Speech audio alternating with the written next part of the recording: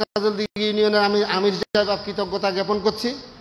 আপনারা ধৈর্যের সহিত খুব মন দিয়ে, অন্তরস্থল দিয়ে, অন্তরের কান দিয়ে কোরআন হাদিসের আলোচনাগুলি শুনে আমরা যেন রাসূল সাল্লাল্লাহু আলাইহি ওয়াসাল্লাম, সিরাতুন নবী সাল্লাল্লাহু আলাইহি ওয়াসাল্লাম এটা পালন করে দুনিয়াতে শান্তি এবং আখিরাতে মুক্তি পাই, এই কামনা করে আজকের আমি এই সিরাতুন নবী সাল্লাল্লাহু আলাইহি ওয়াসাল্লাম মাহফিলের উদ্বোধন ঘোষণা করছি।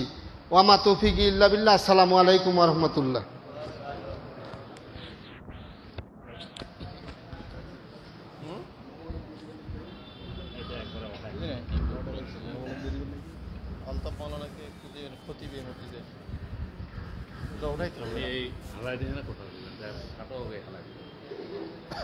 আলহামদুলিল্লাহ, আমরা ইউনিয়ন আমিরের কাছ থেকে অল্প সময়ে খুব গুরুত্বপূর্ণ কথা শুনলাম।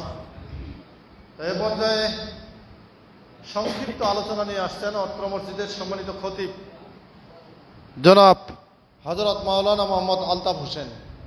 জনাব হযরত মাওলানা মোহাম্মদ আলতাফ হোসেনকে সংক্ষেপ করে আলোচনা রাখার জন্য আমি বিনীতভাবে অনুরোধ জানাচ্ছি।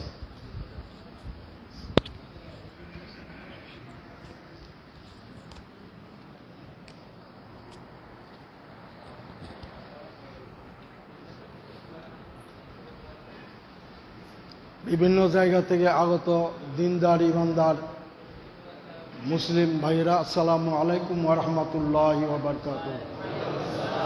আল্লাহর রহমতে আশা করি আমরা সবাই ভালো আছি ইনশাআল্লাহ, আলহামদুলিল্লাহ। আউযু বিল্লাহি মিনাশ শাইতানির রাজিম, বিসমিল্লাহির রহমানির রহিম। যাহারাল ফাসাদু ফিল বাররি ওয়াল বাহরি বিমা কাসাবা আইদিয়াহুম, সাদাকাল্লাহুল আযীম। জলে স্থলে যাহা কিছু বিপর্যয় ঘটে তাহা মানুষের দুই হাতের কামাই। আজকে টুনিহাট বাইতুল মামুর জামে মসজিদ এবং বাংলাদেশ জামাতে ইসলাম ৪ নং কামাত কাজলদিঘি ইউনিয়নের আয়োজনে অত্র টুনিহাট বাইতুল মামুর জামে মসজিদের এই পবিত্র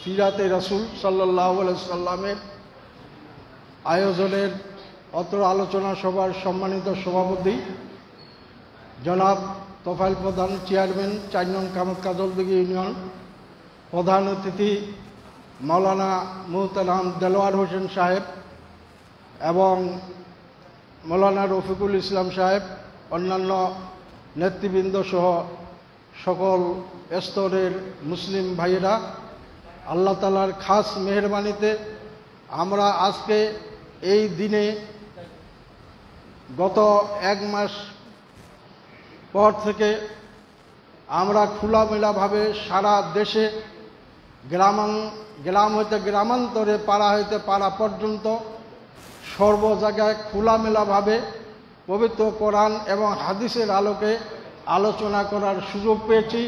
আল্লাহ রাব্বুল আলামিন আমাদেরকে এই সুযোগ করে দিয়েছেন, এই জন্য সবাই অন্তর খুলে সবাই বলি আলহামদুলিল্লাহ।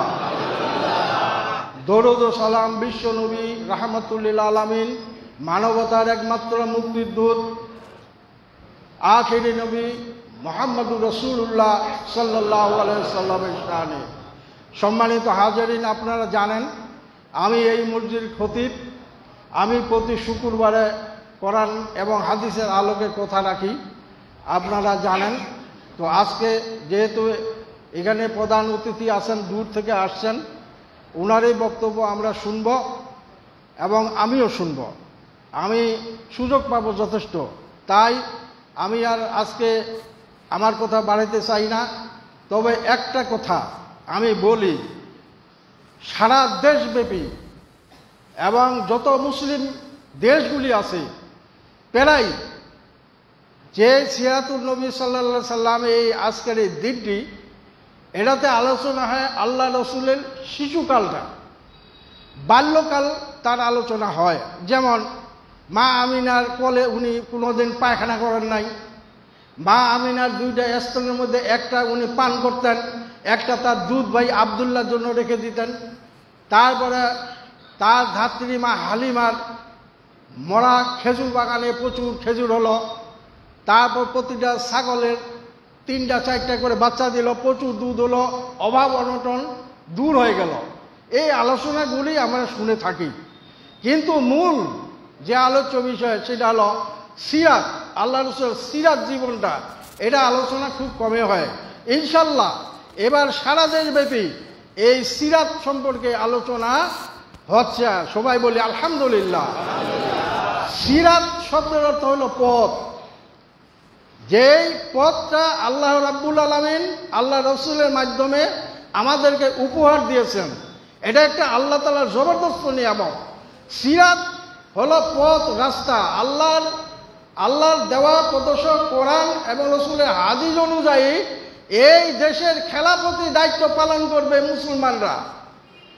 এই সারা দেশব্যাপী শুধু একমাত্র আল্লাহ তাআলার জীবন বিধান প্রতিষ্ঠিত হবে, এর দায়িত্ব কর্তব্য পালন করবে যারা ইমানদার দিনদার, যারা নিজেকে মুসলিম বলে দাবি করে।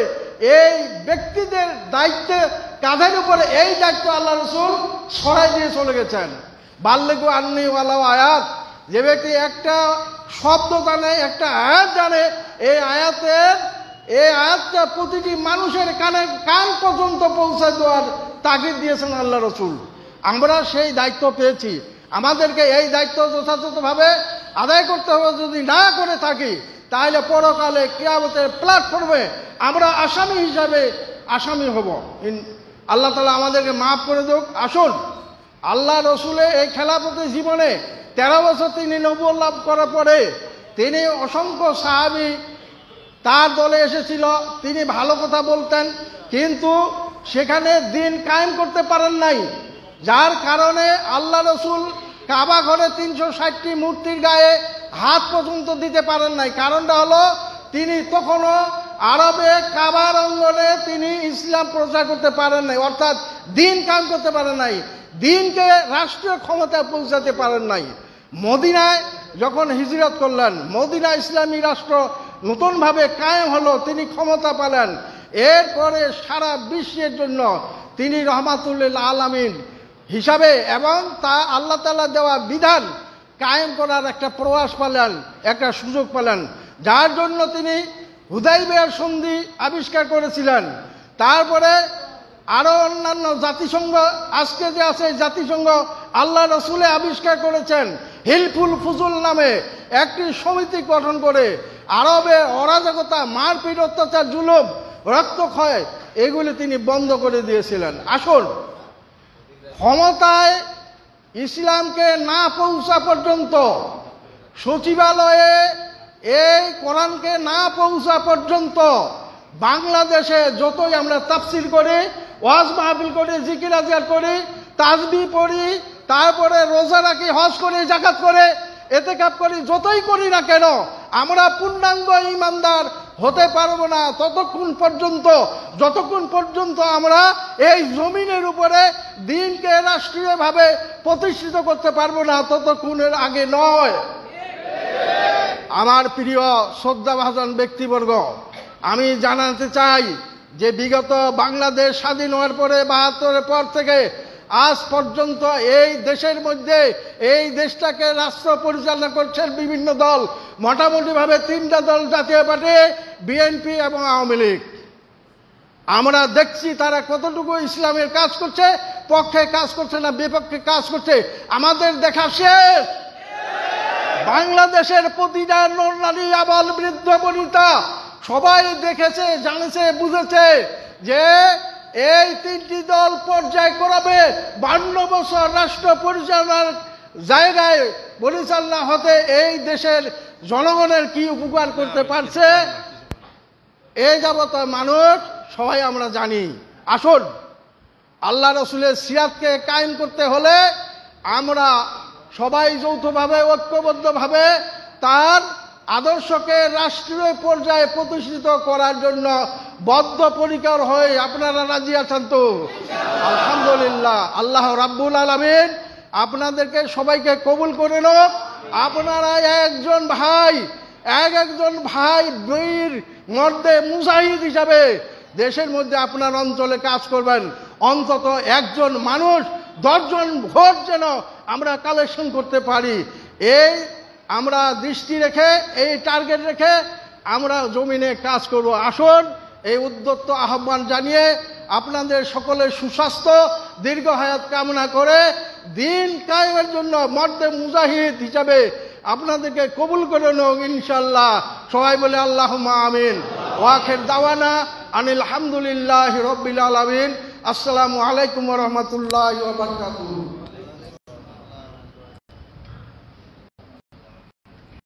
ধন্যবাদ ইমাম সাহেবকে।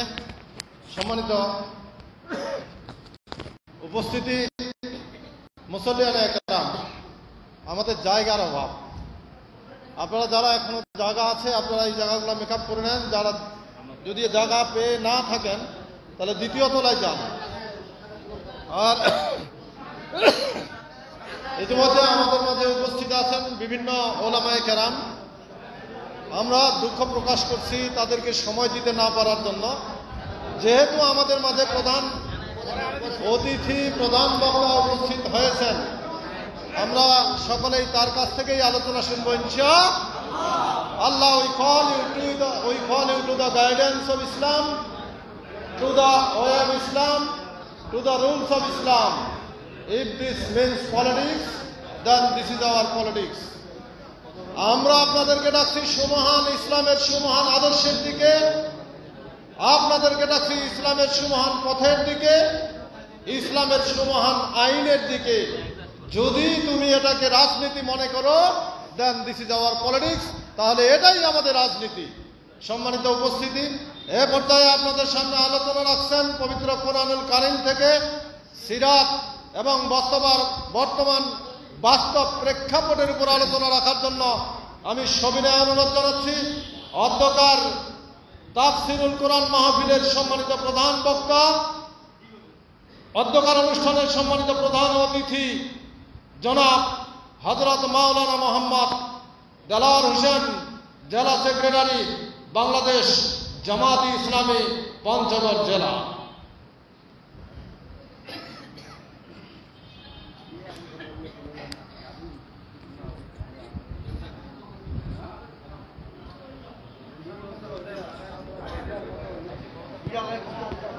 আসসালামু আলাইকুম ওয়া রাহমাতুল্লাহি ওয়া বারাকাতুহু। কেমন আছেন আপনারা? আলহামদুলিল্লাহ আলহামদুলিল্লাহি নাহমাদুহু ওয়া নাস্তাঈনুহু ওয়া নাস্তাগফিরুহু ওয়া নু'মিনু বিহি ওয়া নাতাওয়াক্কালু আলাইহি ونعوذ بالله من شرور أنفسنا ومن سيئات أعمالنا من يهده الله فلا مضل له ومن يضلله فلا هادي له ونشهد أن لا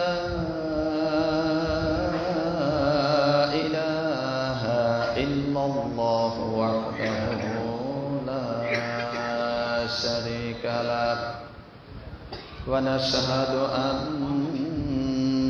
سيدنا وسندنا ونبينا وحبيبنا ومحبوبنا ومصدوقنا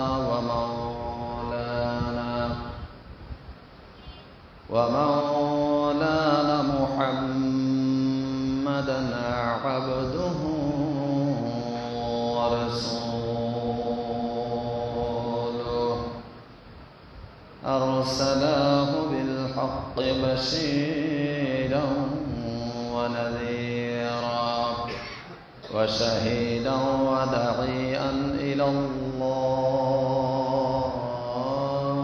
بإذنه وسراجا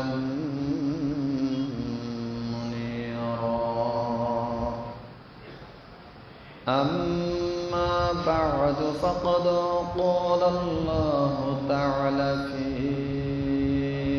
كلامه المجيد وفي فرقانه الحميد সবাই আমার সাথে পড়ুন أعوذ بالله من الشيطان الرجيم بسم الله الرحمن الرحيم هو الذي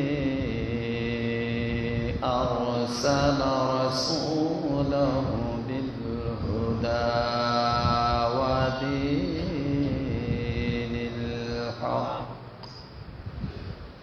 ودين الحق ليظهره على الدين كله وكفى بالله شهيدا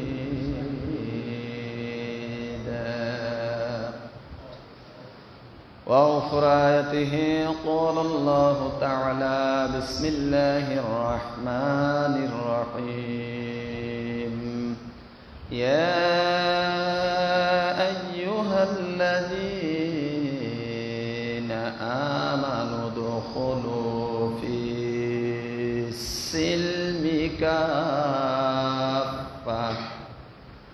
ولا تتبعوا خطوات الشيطان إنه لكم عدو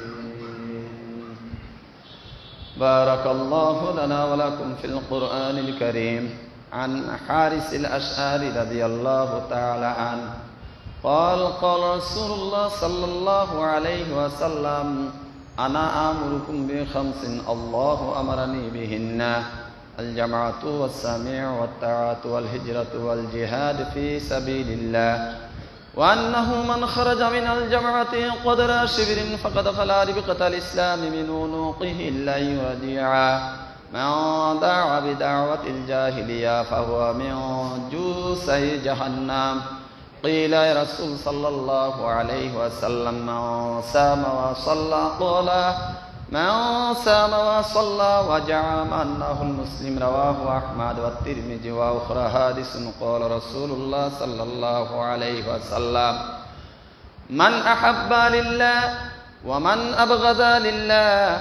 وأطاع لله ومنع لله فقد استكمل الإيمان رواه مسلم أو كما قال رسول الله صلى الله عليه وسلم إن الله وملائكته يصلون على النبي يا أيها الذين آمنوا صلوا عليه وسلموا تسليما আমার সাথে মন উজাড় করে হৃদয়ের মণিকোঠা থেকে সবাই পড়েন আল্লাহুম্মা সাল্লি আলা মুহাম্মাদ ওয়া আলা আলি মুহাম্মাদ কামা সাল্লাইতা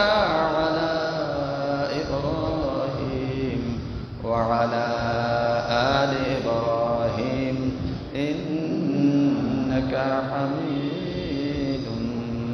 مجيد اللهم بارك على محمد وعلى آل محمد كما باركت على إبراهيم وعلى آل إبراهيم إنك حميد مجيد আলহামদুলিল্লাহ মহান আল্লাহ তাবারক ওয়া তাআলার মহান দরবারে মস্তক অবনত করে শতকোটি সুজুদ এবং শুকরিয়া জ্ঞাপন করছি যে মহান আল্লাহ তাবারক ওয়া তাআলা আমাদেরকে সাইয়্যিদনা মুহাম্মদুর রাসূলুল্লাহ সাল্লাল্লাহু আলাইহি সাল্লাতু ওয়াস সালামের আগমন এবং প্রস্থানের এই মাসে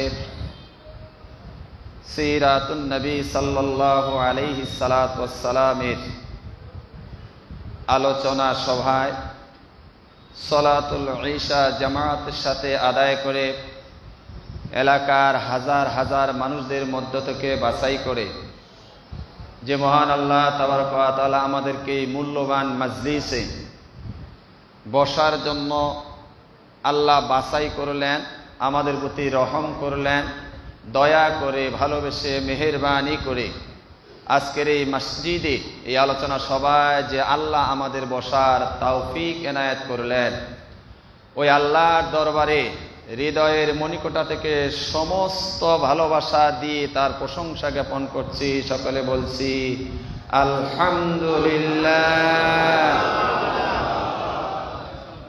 দরুদ ও তাসলিম পেশ করছি বিশ্ব মানবতার মহান মুক্তির দিশারি, নির্যাতিত নিপীড়িত মজলুম মানুষের মুক্তির কাণ্ডারি, মানবতার পরম বন্ধু, যেই রাসূল সারাটি জীবন মানুষের কল্যাণে কাজ করেছেন, সমাজ ও রাষ্ট্র থেকে অন্যায়, অবিচার, অনাচার, জুলুম, নির্যাতন, নিপীড়ন সব কিছুকে উৎখাত করে দিয়ে মহান আল্লাহ তাবারক ওয়া তাআলার আইন বাস্তবায়ন করে পৃথিবীটাকে একটি শান্তি ও নিরাপত্তার পৃথিবী হিসাবে বাস্তবায়ন করার জন্য সারাটি জীবন নিজের সম্পদ সময় দিয়ে চেষ্টা করে গেছেন।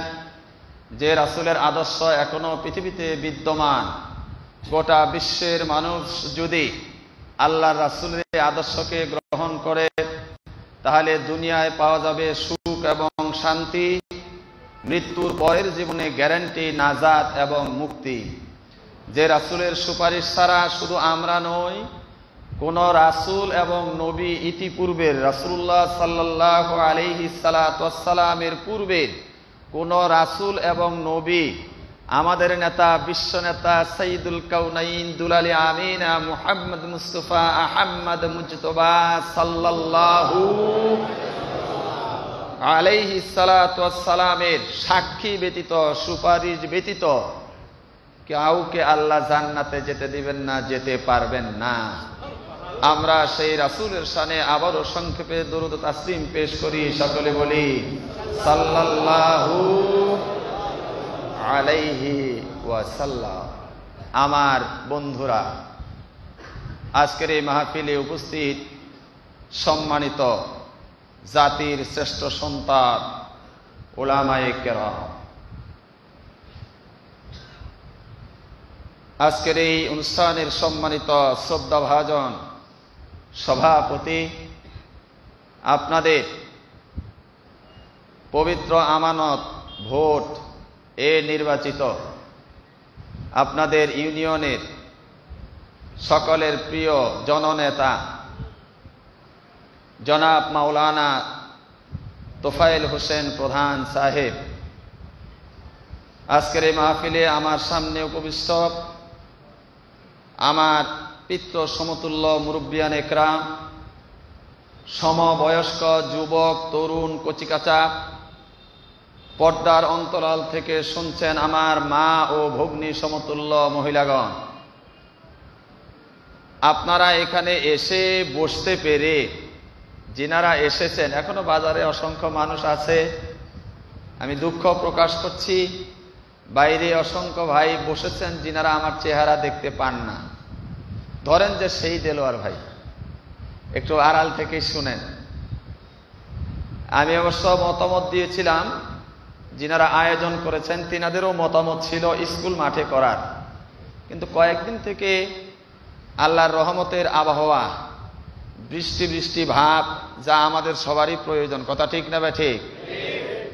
বৃষ্টি বৃষ্টি ভাব হওয়ার কারণে আমরা ভাবলাম যদি আল্লাহর রহমতের বৃষ্টি এক পশলা দিয়াই দেয় তাহলে দৌড়াই আবার মসজিদে যাওয়া লাগবে, তার চাইতে আমরা কষ্ট করে এই মাহফিলটা, যেহেতু বর্ষার পরের ঋতুই, আমরা কষ্ট করে মসজিদেই করি।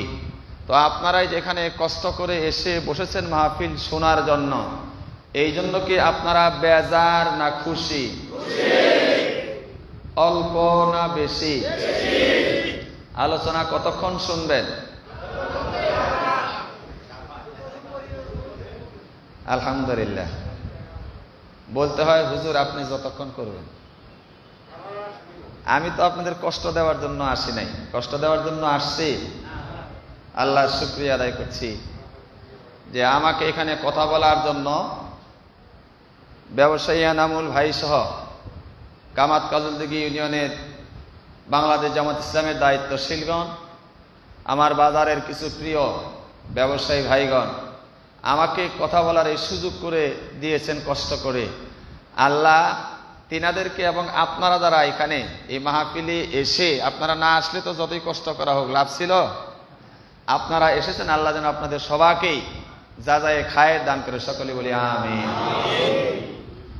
আমি খুব যদি বেশি কথা বলি তো 10:30 পর্যন্ত বলবো, ভয় পাবেন না। এবং অনেকেই মনে করতেছেন স্বাধীন বাংলাদেশে, নতুন বাংলাদেশে দেলোয়ার ভাই কথা বলবে, কত মানুষের মনে যে কষ্ট দেবে, গালিগালাজ করবে। আস্তাগফিরুল্লাহ। এটা কোনো আলেমের দায়িত্ব নয়, কাউকে কষ্ট দেওয়া, কারো দোষ বর্ণনা করা, এটা আমার দায়িত্ব নয়। আল্লাহ যদি কারো দোষ বর্ণনা করে তা আমার তো করার কিছু নাই, কথা ঠিক না বেঠে? আমি নিজে থেকে কারো কোনো দোষ বলবো না। কে আমাকে মাহফিল করতে দিল, কে দিল না, এইটা আমার বলার কোনো বিষয় নয়। আজকে আমি আলোচনা করার সুযোগ পেয়েছি, আলহামদুলিল্লাহ, সুম্মা আলহামদুলিল্লাহ, আলহামদুলিল্লাহ। আমার ভাইরা, আজকের এই মাহফিল বিশ্ব নবী, সমস্ত রাসূলদের নেতা, নবীদের নেতা, আমার আপনার নেতা মুহাম্মদুর রাসূলুল্লাহ সাল্লাল্লাহু আলাইহি সাল্লামের জীবন চরিত নিয়ে আলোচনা। সিরাত মানে হলো পথ, আর এই সিরাত অর্থ হলো রাসূল যে পথে জীবন কাটিয়েছেন, রাসূলের জীবনী। জোরে বলেন সুবহানাল্লাহ। এই রাসূলের জীবন চরিত্র নিয়ে আলোচনা। আমাদের দেশে রাষ্ট্রীয়ভাবে পালন হয়, কি পালন হয়? মিলাদুন নবী। ধন্যবাদ এবং শ্রদ্ধা জ্ঞাপন করছি বর্তমান অন্তর্বর্তীকালীন সরকারের মাননীয় ধর্ম উপদেষ্টাকে, যিনি স্পষ্ট ভাষায় বলে দিয়েছেন আল্লাহর নবীর জীবনী রাষ্ট্রীয়ভাবে পালন হবে। এই জন্য আল্লাহর রাসূলকে আল্লাহ পৃথিবীতে পাঠান নাই, কথা ঠিক না ঠিক? রাষ্ট্রীয়ভাবে পালিত হবে তিনার গোটা জিন্দেগানি, রাষ্ট্রীয়ভাবে ফরমান জারি করবে তিনার সুন্নত, সংসদ থেকে এই আইন জারি হবে, কথা ঠিক না ঠিক? এই জন্য আল্লাহ তিনার রাসূলকে পৃথিবীতে পাঠিয়েছেন। কথা আসবে ইনশাআল্লাহ। তা আমি বলতে চাচ্ছি যে এটা মিলাদুন নবী মাহফিল নয়। মিলাদুন নবী শব্দের অর্থ হলো রাসূলের জন্ম বৃত্তান্ত, রাসূলের 63 বছরের জিন্দেগানি গোটাটা বাদ দিয়া শুধুমাত্র জন্মের কয়েকটা দিনের আলোচনা করে ছেড়ে দিলে কি আমরা রাসূলের সঠিক রাস্তা পাবো? এই জন্য রাসূলের গোটা জীবনী নিয়ে আলোচনা হওয়া দরকার, কথা ঠিক না ঠিক? এই জন্য এই মাহফিলের নাম হইল সিরাতুন নবী সাল্লাল্লাহু আলাইহি ওয়াসাল্লাম। আমার ভাইয়েরা, আল্লাহর নবীর কত বড় জিন্দেগানি, 63 বছরের একটা মানুষের জীবন, তিনার জন্ম বৃত্তান্ত, তিনার শৈশবকাল, কৈশোরকাল, তিনার বাল্য জীবন, যৌবনকাল, তিনার জীবনে নবুয়ত প্রাপ্তির আগে সংগঠন হিলফুল ফুজুল, এরপরে কাবাঘর পুনর্নির্মাণ, নবুয়ত পাওয়ার জন্য তিনার প্রচেষ্টা, নবুয়ত পাওয়ার নয়, আল্লাহর কাছ থেকে সিরাত পাওয়ার জন্য, সিরাত জান্নাতে যাওয়ার রাস্তা, পথ পাওয়ার জন্য যে প্রচেষ্টা, অবশেষে নবুয়ত প্রাপ্ত। নবুয়ত পাওয়ার পরে তিনার এই ইসলামী দাওয়াত, মাক্কি জীবনের কমপক্ষে 3টি অবস্থা, এরপরে তিনার মেরাজ, তিনার হিজরত করার পরে মদিনা সনদ, মদিনা সনদের পরে বদরের যুদ্ধ, উহুদের যুদ্ধ, খন্দকের যুদ্ধ, হুনাইনের যুদ্ধ, মুতার অভিযান, তাবুক অভিযান সহ আল্লাহ রাসূলের জিন্দেগানিতে 127টি যুদ্ধ হয়েছে, 126টি যুদ্ধ হয়েছে। তার মধ্যে 27টি যুদ্ধের সেনা প্রধান ছিলেন আমার নেতা সাইয়্যিদনা মুহাম্মদুর রাসূলুল্লাহ। 99টি যুদ্ধ তিনি মদিনায় বসে পরিচালনা করেছেন, একজনকে যুদ্ধের সেনাপতি নির্ধারণ করে দিয়ে। অবশেষে মক্কা বিজয়, বিদায় হজ, তিনার উফাত, তিনার এই গোটা জীবনী আজকের এক রাত আলোচনা করলে শেষ হবে। তাহলে আমাকে নির্দিষ্ট কিছু জিনিসের উপরে আলোচনা করা লাগবে। কথা ঠিক না ঠিক? আমার ভাইয়েরা, রাসূলের গোটা জীবন নিয়ে আলোচনা করা এত অল্প সময়ের মধ্যে সম্ভব নয়। আমি আপনাদের সামনে সূরা ফাতিহার 28 নম্বর আয়াত, সূরাতুল আল বাকারার 208 নম্বর আয়াত তেলাওয়াত করেছি। আহমদ ও তিরমিজি শরীফের সহিহ একখান হাদিস আপনাদের সামনে পাঠ করেছি। বুখারী ও মুসলিম শরীফের একটা হাদিসের অংশ বিশেষ পাঠ করেছি। এর আলোকে দুইটা মূল আলোচ্য বিষয় সামনে রেখে আপনাদের সামনে কথা বলার চেষ্টা পাব। যতটুকু আল্লাহ আমাকে যোগ্যতা দিয়েছেন, যেইগুলি কথা আপনাদের সামনে বলার জন্য আল্লাহ বাজেট করে রেখেছেন, ওমা তাওফীকি ইল্লা বিল্লাহ। আমি কথা শুরু করার আগে দুইটা দোয়া চাবো আপনাদের কাছে। কয়টা? দোয়া করবেন তো ভাই? মন থেকে দোয়া করবেন তো? আমি দোয়া চাই সবার কাছে, কারণ মানুষের দোয়ার প্রয়োজনীয়তা, আশীর্বাদের প্রয়োজনীয়তা আছে। আপনি যদি আমার জন্য দোয়া করেন, আশীর্বাদ করেন, তাহলে আল্লাহর পক্ষ থেকে আপনার প্রতি রহমত আসবে। 1 নাম্বার দোয়া হইল, গত 8 তারিখ থেকে শুরু হয়েছে। আজকে কয় তারিখ? 17 তারিখ। আজকে 17 তারিখ। ইতিমধ্যে 9টা মাহফিল হয়ে গেছে। কালকে দিনাজপুরে প্রোগ্রাম থাকার কারণে কালকের মাহফিলটা মিস হয়েছে। আগামী 29 তারিখ পর্যন্ত লাগাতার মাহফিল আছে, তারপরেও আরো আছে ভাঙ্গা ভাঙ্গা। এই মাহফিলগুলাতে আল্লাহর কোরআনের এই কথাগুলি যেন সাবলীলভাবে সুন্দর ভাষায় বলতে পারি, এই জন্য যেন আল্লাহ আমার কণ্ঠটাকে স্পষ্ট রাখেন। সকলে বলুন আমিন। দ্বিতীয় দোয়া হলো, আজ থেকে 2 মাস আগে যদি এখানে এই সিরাতুন নবী সাল্লাল্লাহু আলাইহি সাল্লাতু ওয়াস সালামের মাহফিলের আয়োজন এইভাবে উন্মুক্তভাবে করা হতো, তাহলে কি মাহফিল করা সম্ভব হতো? ডিসির কাছে অনুমতি নাও, এসপির কাছে অনুমতি নাও, ওসি সাহেবের কাছে অনুমতি নাও, জেলা সম্পাদকের কাছে অনুমতি নাও, থানা সম্পাদকের কাছে অনুমতি নাও, ইউনিয়ন সভাপতির কাছে অনুমতি নাও, ইউনিয়ন সেক্রেটারির কাছে অনুমতি নাও, ওয়ার্ড সভাপতির কাছে অনুমতি নাও, ওয়ার্ড চামচার কাছে অনুমতি নাও। সকলের নাম লম্বা করে লেখো, বক্তার নাম হারায় গেলে কোনো সমস্যা নাই। তারপরেও পুলিশ 3 গাড়ি রিজার্ভ, মাওলানা দেলোয়ার হোসেন কথা বলবে। কথা ঠিক না বেটে? যাদের রক্তের বিনিময়ে আজকের এই নতুন বাংলাদেশে, নতুন স্বাধীন বাংলাদেশে আমরা কোরআনের কথাগুলি উন্মুক্তভাবে সকলের মনের ভাব নিজের মায়ের ভাষায় খোলা মনে বিনা বাধায় প্রকাশ করতে পারছি। যে সকল ভাইয়েরা জীবন দিল তাদের জন্য দোয়া করার দরকার আছে না নাই? আমরা হয়তো খোঁজই নেই না। আমাদের এই সদর উপজেলার চাকলাহাট ইউনিয়নের সাগর নামে একটি ছেলে এই স্বাধীনতা সংগ্রামে জীবন দিয়েছে। এই ছেলেটির মা বুদ্ধি প্রতিবন্ধী হয়ে গেছে, পাগল হয়ে গেছে। তার আর কোনো ভাই নাই, বোন নাই। তার নানি তার মাকে লালন পালন করে। একমাত্র ছেলে, সে এইবারে এসএসসি পাশ করেছে। নানি ও মায়ের বুকে বড় আশা, এই সন্তান বড় হয়ে সংসারের আয় রোজগারের হাল ধরবে। কিন্তু তার জীবনের বিনিময়ে আমাদেরকে স্বাধীনভাবে কথা বলার সুযোগ দিয়েছে। আমরা কিন্তু তার সংসারের কোনো অভাব পূরণ করতে সক্ষম নই। কথা ঠিক না বেঠে? তার ওই মায়ের বুককে পূরণ করতে আমরা পারবো না, তার নানির কোলকে আমরা পূরণ করতে পারবো না। কিন্তু কমপক্ষে যে আল্লাহ তাবারক ওয়া তাআলা তিনার সংসারের অভাব মোচন করতে পারেন, দূর করতে পারেন, মায়ের মনের মধ্যে শান্তি দিতে পারেন, নানির মনের মধ্যে শান্তি দিতে পারেন, কমপক্ষে আমরা ওই আল্লাহর কাছে, ইলার কাছে কমপক্ষে দোয়া করতে পারি। কথা ঠিক না বেঠি? এই সাগরের মতন অসংখ্য ভাই মায়ের বুক হারিয়েছে। 14 দিনের শিশু বাবা হারিয়েছে আমাদের ভাওলাগঞ্জে। আমি সেইখানে গিয়েছিলাম। বোনটির চোখ দিয়ে আমাদেরকে দেখে ধর করে পানি আসছে। একমাত্র 14 দিনের সন্তান তার কোলে রেখে তার স্বামী দুনিয়া থেকে বিদায় হয়ে গেছে। তার জীবনের কি অবস্থা, এই 14 দিনের শিশুটার লালন পালনের দায়িত্ব কে নেবে? এই রকম প্রায় 1000 মায়ের বুক খালি হয়েছে, বোনের স্বামী হারিয়েছে, বাবার একমাত্র উপার্জনক্ষম সন্তান হারিয়েছে।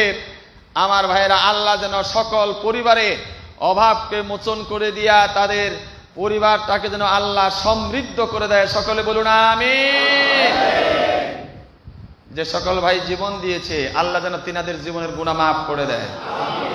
আল্লাহ যেন তাদেরকে জান্নাতের মেহমান হিসাবে কবুল করে নেয়। 20 থেকে 25 হাজারেরও বেশি মানুষ আহত হয়েছে। 400 ভাই চোখের দৃষ্টি হারিয়েছে। গুলি খেয়ে জীবনে আর কোনোদিন সে নিজের সন্তানের চেহারা দেখতে পারবে, নিজের মা বেঁচে আছে, মায়ের চাঁদ মুখ তার আর চোখ দিয়ে দেখা হবে না। আমার ভাইয়েরা, যাদের কারণে আমাদের মুখে হাসি ফুটাবার জন্য, আমাদের মুক্ত হয়ে কোরআনের কথা বলার জন্য যে ভাইয়েরা আজকে চোখের দৃষ্টি হারালো, দুনিয়াতে যদি ওরা আর কিছুই দেখতে না পায়, দোয়া করি মহান আল্লাহ তাবারক ওয়া তাআলা যেন তাদের এই ত্যাগের বিনিময়ে জান্নাতের অসীম নিয়ামতকে যেন আল্লাহ চোখ দিয়ে তাদের দেখার তৌফিক দান করে জান্নাতের মেহমান হিসাবে কবুল করে নেয়। আমার ভাইয়েরা, আমি আমার কথা শুরু করছি। আমার আলোচ্য বিষয়, যে নবীর জীবন চরিত্র নিয়ে আলোচনা করব, সেই নবীকে আল্লাহ কি দিয়ে পৃথিবীতে পাঠালেন এবং ওই রাসূলের মিশন ও ভিশন কি ছিল, আর আমাদের বর্তমানে করণীয় কি, এই 3টা বিষয়ের উপরে কথা বলবো ইনশাআল্লাহ। তার আগে আমরা আবারও আরেকবার বিতাড়িত, ঘৃণিত, অভিশপ্ত, মানুষের প্রকাশ্য শত্রু, যে শত্রু আমাদের আদি পিতা ও মাতাকে জান্নাত থেকে বের করে দিয়েছেন, তার ওয়াসওয়াসা গুতাগুতি করে যেন এখান থেকে বাইর করে দিতে না পারে, তার ওয়াসওয়াসা থেকে মহান আল্লাহর দরবারে আরো একবার মন থেকে আশ্রয় চেয়ে নিচ্ছি। সকলে পড়ি, আউযু বিল্লাহি মিনাশ শাইতানির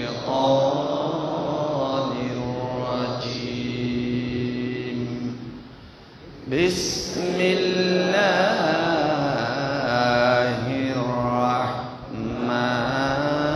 রাহমানির রহিম। হুয়াল্লাযী আরসালা রাসূলাহু বিল-হুদা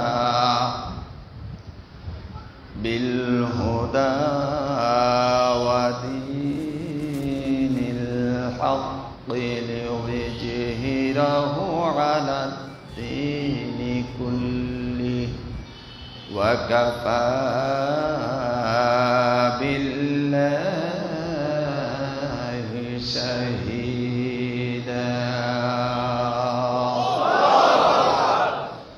মহান আল্লাহ ইরশাদ করেন, হুয়া, তিনি সেই সত্তা, তিনি সেই মুনিব, তিনি সেই মালিক, যিনি আসমান জমিনের একচ্ছত্র অধিপতি, যিনি আমার জীবনের মালিক, আমার মান সম্মানের মালিক। গোটা পৃথিবী জিনার নিয়ন্ত্রণে চলে। মানুষ ও জিন বাদ দিয়া গোটা পৃথিবীর তামাম মাখলুক জিনার দরবারে ইচ্ছায় অনিচ্ছায় তিনার আইনের আনুগত্য করে। সেই মহান সত্তা বলেছেন, হুয়া আল্লাযী, যিনি আরসালা, প্রেরণ করেছেন, রাসূলাহু, তিনার রাসূলকে, আই সাইয়্যিদিনা মুহাম্মাদুর রাসূলুল্লাহ সাল্লাল্লাহু আলাইহি সাল্লাতু ওয়াসসালামকে এই ভূমণ্ডলে, এই পৃথিবীতে অন্ধকার একটা সময়ে বড় বড় মানুষের সমাজে, একদল বড় বড় সন্ত্রাসী মানুষের সমাজের মধ্যে যে আল্লাহ তাবারক ওয়া তাআলা তিনার রাসূলকে প্রেরণ করেছেন, কি দিয়া? বিল হুদা। কি দিয়া? বিল হুদা। কি দিয়া? জোরে বলেন, হুদা। ভাই একটু জিকির করেন, সুবহানাল্লাহ, আলহামদুলিল্লাহ, ওয়া লা ইলাহা ইল্লাল্লাহ, সুবহানাল্লাহ,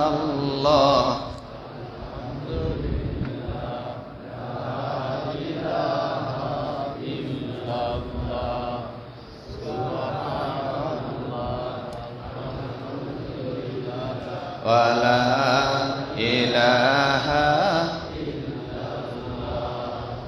আল্লাহ আল্লাহ আল্লাহু লা ইলাহা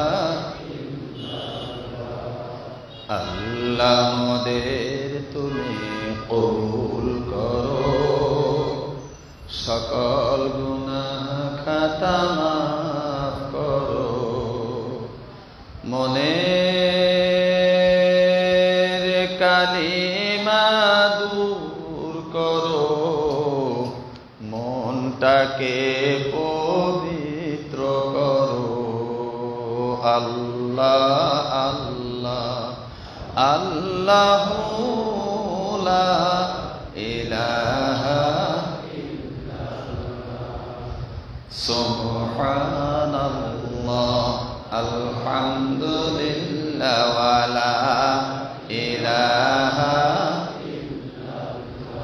লা ইলাহা ইল্লাল্লাহ মুহাম্মাদুর রাসূলুল্লাহ সাল্লাল্লাহু আলাইহি ওয়াসাল্লাম। আমার বন্ধুরা, আমার ভাইয়েরা, আল্লাহ তিনার রাসূলকে কি দিয়ে পাঠালেন? ভুলে গেলে হবে না ভাই, ভুলে গেলে আমি এইখানেই থাকবো আর আগাবো না। আল্লাহ তিনার রাসূলকে কি দিয়ে পাঠালেন? হুদা, হিদায়াত। যে হেদায়েতের ওয়াজ আমরা গোটা রমজান মাসে করেছি।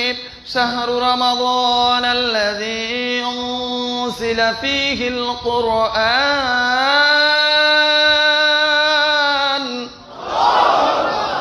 হুদাল লিন্নাসি ওয়া বাইয়িনাতিন মিনাল হুদা ওয়াল ফুরকান। আল্লাহ রমজান মাসে কোরআন অবতীর্ণ করেছেন, যার মধ্যে আছে মানুষের জন্য হিদায়াত। হুদা মানে আল কোরআন, হুদা মানে হলো ইসলাম, হুদা মানে হলো জান্নাতে যাওয়ার রাস্তা। আমার ভাইরা, এই হুদা, এই হিদায়াত শুধুমাত্র আমার আপনার নবীকে দেয় নাই। ভাই, আমি একটু আবেদন করছি আপনাদের কাছে। এখানে সম্মানিত সভাপতি সাহেব বসে আছেন। আমার মনে হয় যে সভাপতি হিসাবে তিনার আসনটা একটু উঁচা হওয়া দরকার। আপনারা কি মনে করেন? আপনারা কি মনে করেন? ওনার আসনটা পিছন থেকে দেখা যায় না সভাপতি সাহেবকে? মেহেরবানি করে উঠে চেয়ারে বসেন। আপনারা বেজার হলেন না তো? মানে আপনাদের উনি চেয়ারম্যান, উনি ভাবতেছেন সবাই বসে আছে ফ্লোরে আর আমি বসে থাকবো উপরে, এটা কেমন দেখা যায়, এই জন্য উনি নিচে বসে আছেন। ওনাকে উপরে বসায় দিলাম। আপনারা কি রাগ করলেন নাকি? একটা চেয়ার আমার জন্য রাখা লাগবে। বসেন বসেন বসেন। জনগণ অনুমতি দিছে বাবা। আলহামদুলিল্লাহ। এই হেদায়েত শুধু আমার রাসূলকে আল্লাহ দেয় নাই। যুগে যুগে যত রাসূল এসেছে, যত নবী এসেছে, সমস্ত রাসূল এবং নবীগণকে হিদায়াত দিয়েছেন। এই হিদায়াত যারা গ্রহণ করবে, দুনিয়াতে এই হিদায়াত যারা গ্রহণ করবে, আল্লাহ তাদেরকে নিঃসন্দেহে ভয় ভীতি ছাড়াই তাদেরকে জান্নাত দেবেন। আপনারা কি সেই হিদায়াত গ্রহণ করতে চান? চান? কথা বলেন, চান? হিদায়াত গ্রহণ করলে জেলখানায় যাওয়া লাগবে, রাজি আছেন? হিদায়াত গ্রহণ করলে বাড়ি বিক্রি করে ইসলাম কায়েমের জন্য টাকা দেওয়া লাগবে, রাজি আছেন? দেখা যাবে ইমানের কথা জোর আছে। আমিও দেখব। আল্লাহ তো দেখবেনই, আল্লাহ দেখতে চাইছেন। আল্লাহ বলছেন, আহাসিবান নাসু আইয়াতরুকু আইয়াকুলু আমান্না ওয়া হুম লা ইফতানুন। ও দুনিয়ার মানুষেরা, তোমরা কি মনে করেছো, ধারণা করে নিয়েছো যে এই কথা বললে আমি আল্লাহ তোমাদেরকে ছেড়ে দেব, যে আমরা ইমানদার, ইমান এনেছি? আল্লাহ বলেছেন, তোমরা ইমান এনেছো, ইমানদার হয়েছো, এই কথা বললেই আমি তোমাদেরকে ছেড়ে দেব না। ওয়াহুম লা ইফতানুন, ওয়াহুম লা ইফতানুন। লা না, লা ইফতানুন। অবশ্যই অবশ্যই আমি তোমাদেরকে বাজাইয়া নিব, পরীক্ষা করে নিব। জোরে কোন আল্লাহু আকবার। আমার ভাইরা, যে হিদায়াত গ্রহণ করলে আল্লাহ বলছেন লা খাউফুন আলাইহিম ওয়ালা হুম ইয়াহজানুন। আমাদের আদি পিতা হযরত আদম আলাইহিস সালাতু ওয়াস সালাম, আমাদের আদি মাতা হযরত হাওয়া আলাইহিস সালাতু ওয়াস সালাম, দুইজনকে আল্লাহ সৃষ্টি করার পরে কোথায় রাখছিলেন?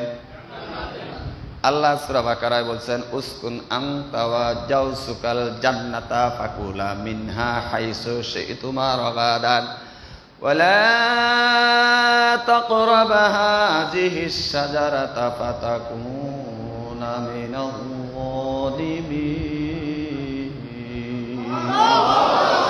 হে আদম, তুমি এবং তোমার স্ত্রী, আনতা ওয়া জাওসুকা, তুমি এবং তোমার স্ত্রী দুইজনে, উসকুন আনতা বসবাস করো তুমি এবং তোমার স্ত্রী জান্নাতাই বেহেশতের মধ্যে, ওয়াকুলা হাইসু শি'তুমা রাগাদান, যা আছে ফল মূল খাবার পৃথিবী জান্নাতের মধ্যে এমন কোন জিনিস নাই যা নাই। জোরে বলেন সুবহানাল্লাহ।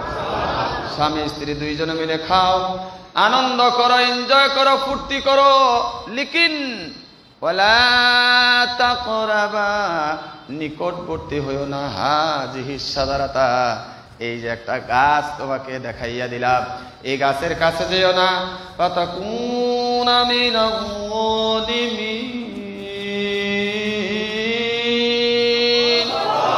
যাও যদি গাছের কাছে, তুমি অত্যাচারিত হয়ে যাবে, তুমি জালিম হয়ে যাবে। আল্লাহর একটা মাত্র নাহি, একটা মাত্র নির্দেশ, না বোধক একটা মাত্র আদেশ, জান্নাতে যা আছে খাও। কোথায় ঘুরবা জান্নাতের গুরু, কোনো বাধা নাই, একটা মাত্র নিষেধ, খবরদার এই গাছের ধারে কাছে তুমি যেও না। যাও যদি তাহলে তুমি অত্যাচারী হয়ে যাবে। জালেম মানে হইল অত্যাচারী। জালেম মানে কি? শয়তান ওয়াসওয়াসা দিয়া, যে শয়তানের ব্যাপারে আল্লাহ পবিত্র কোরআনের অনেক জায়গায় বলেছেন ওয়ালা তাত্তাবিউ খুতুওয়াতিশ শাইতান ইন্নাহু লাকুম আদুউম মুবিন। শয়তানের পথে চলিস না। পথ কয়টা? জোরে বলেন, পথ কয়টা? একটা হইল সিরাতুল মুস্তাকিম, হাযিহি সাবিলি। জোরে বলেন সুবহানাল্লাহ। জান্নাতে যাওয়ার সোজা রাস্তা, আল্লাহর পথ এটা। আর একটা হইল সিরাতিশ শয়তান, শয়তানের রাস্তা, এটাকে আরবিতে বলা হয় খুতুওয়াতিশ শয়তান, শয়তানের পদাঙ্ক, শয়তানের পথ। এই পথে তোমরা চলো না যদি, কেননা শয়তান তোমাদের প্রকাশ্য শত্রু। আমার বন্ধুরা, আমার ভাইরা, এই শয়তান ওয়াসওয়াসা দিল। বাবা আদম আর মা হাওয়া দুজনে নিষিদ্ধ গাছের কাছে গেল। যাওয়ার পরে ওই গাছের ফল খাইলে অনেক বড় ইতিহাস। দেহ থেকে জান্নাতের পোশাক খুলে চলে গেল, পোশাক খুঁজে পায় না। আদম এবং হাওয়া দুজনে নিজেদের লজ্জা নিবারণ করার জন্য গাছের কাছে কাঁচা পাতা ছিঁড়তে গেল। আল্লাহর নির্দেশে গাছ উপরের দিকে উঠে গেল। জোরে বলেন আল্লাহু আকবার। আমার ভাইয়েরা, এই গাছ উপরের দিকে উঠে যায়, পরে আদম এবং হাওয়া জান্নাতের গাছের শুকনো পাতা দিয়া নিজেদের লজ্জা নিবারণ করলো। আদম আলাইহিস সালাম আল্লাহর কাছে কাঁদতে লাগলো, আল্লাহ কি করলাম আমি, এটা ভুল করেছি। দোয়া করলেন, রব্বানা যালামনা আনফুসানা ওয়া ইল্লাম তাগফির লানা ওয়া তারহামনা লানাকুনান্না মিনাল খাসিরিন।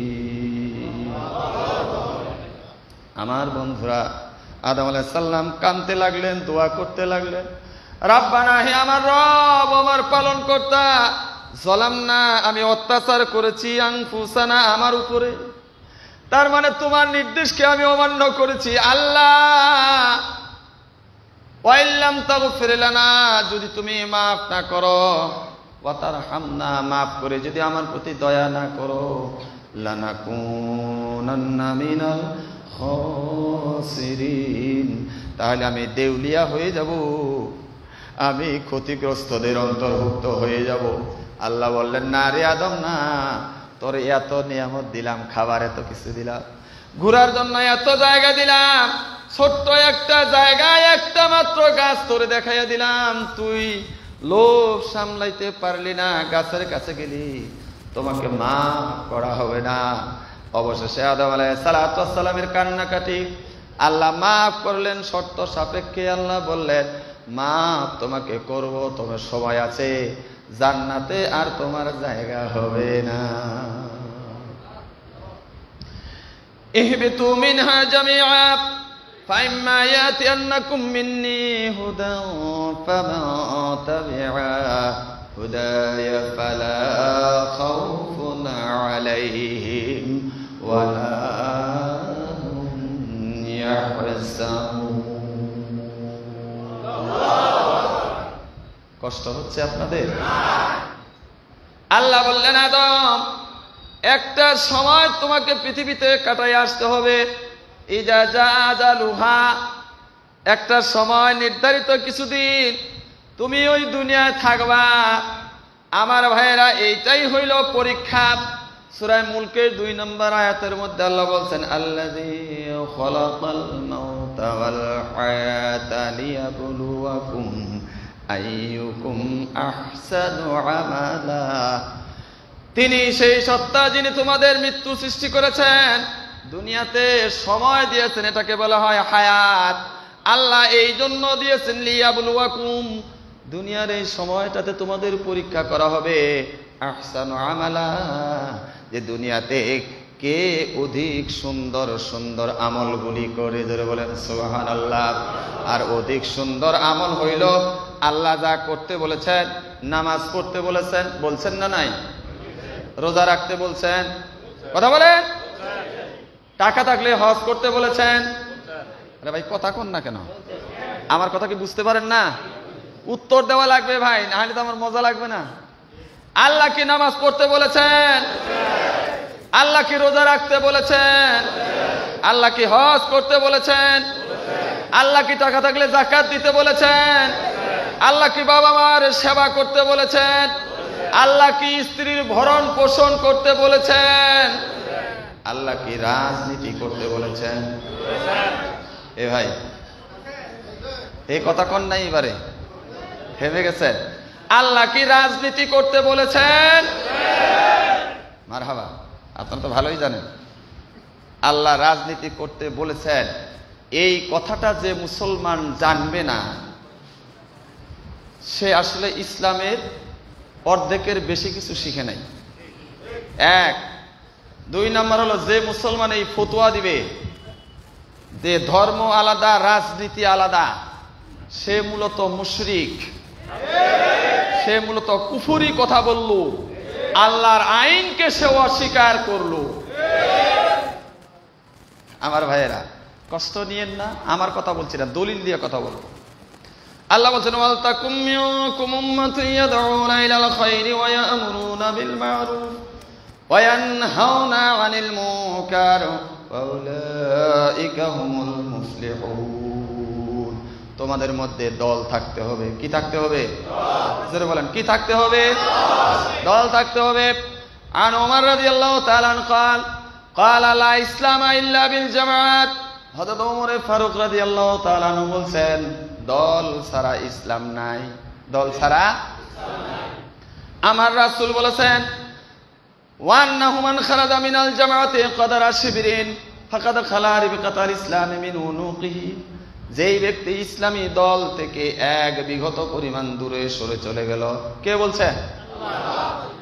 আল্লাহ রাসূল বলছেন। কে বলছেন? আল্লাহ রাসূল কি নিজের কথা বলছেন না আল্লাহর কথা বলছেন?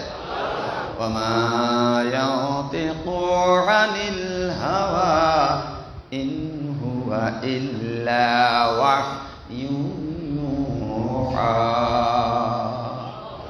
আমার আল্লাহ বলেছেন, আমার রাসূল কিছুই করেন না, কিছুই বলেন না, যতক্ষণ পর্যন্ত আমি আল্লাহ আমার রাসূলকে বলার জন্য, করার জন্য অনুমতি না দেই। জোরে বলেন সুবহানাল্লাহ।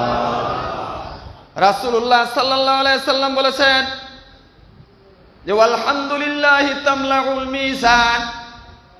যেই ব্যক্তি একবার আলহামদুলিল্লাহ বলল, আল্লাহ তাকে এত নেকি দিবে যে মিজানের পাল্লা নেকি দিয়া পরিপূর্ণ হয়ে যাবে। সুবহানাল্লাহ বললে না, কি বললে? হ্যাঁ ওইটা বলেন, আলহামদুলিল্লাহ। মিজানের পরিপূর্ণ পাল্লা ভর্তি সওয়াব আল্লাহ দিল, সন্দেহ আছে? যে রাসূলের এই হাদিসের মধ্যে আপনার সন্দেহ নাই? ওই রাসূল বলল, ওয়ান্নাহু মান খারাজা মিনাল জামাআতি কাদারা শিবিরিন ফাকাদ খালাআ রিবাতাল ইসলামি মিন উনুকিহি। যেই ব্যক্তি ইসলামী দল থেকে, জামাআত থেকে এক বিগত পরিমাণ, এক ঠুটি পরিমাণ দূরে সরে চলে গেল, সে তার গলা থেকে ইসলামের রশি খুলে ফেলে দিল।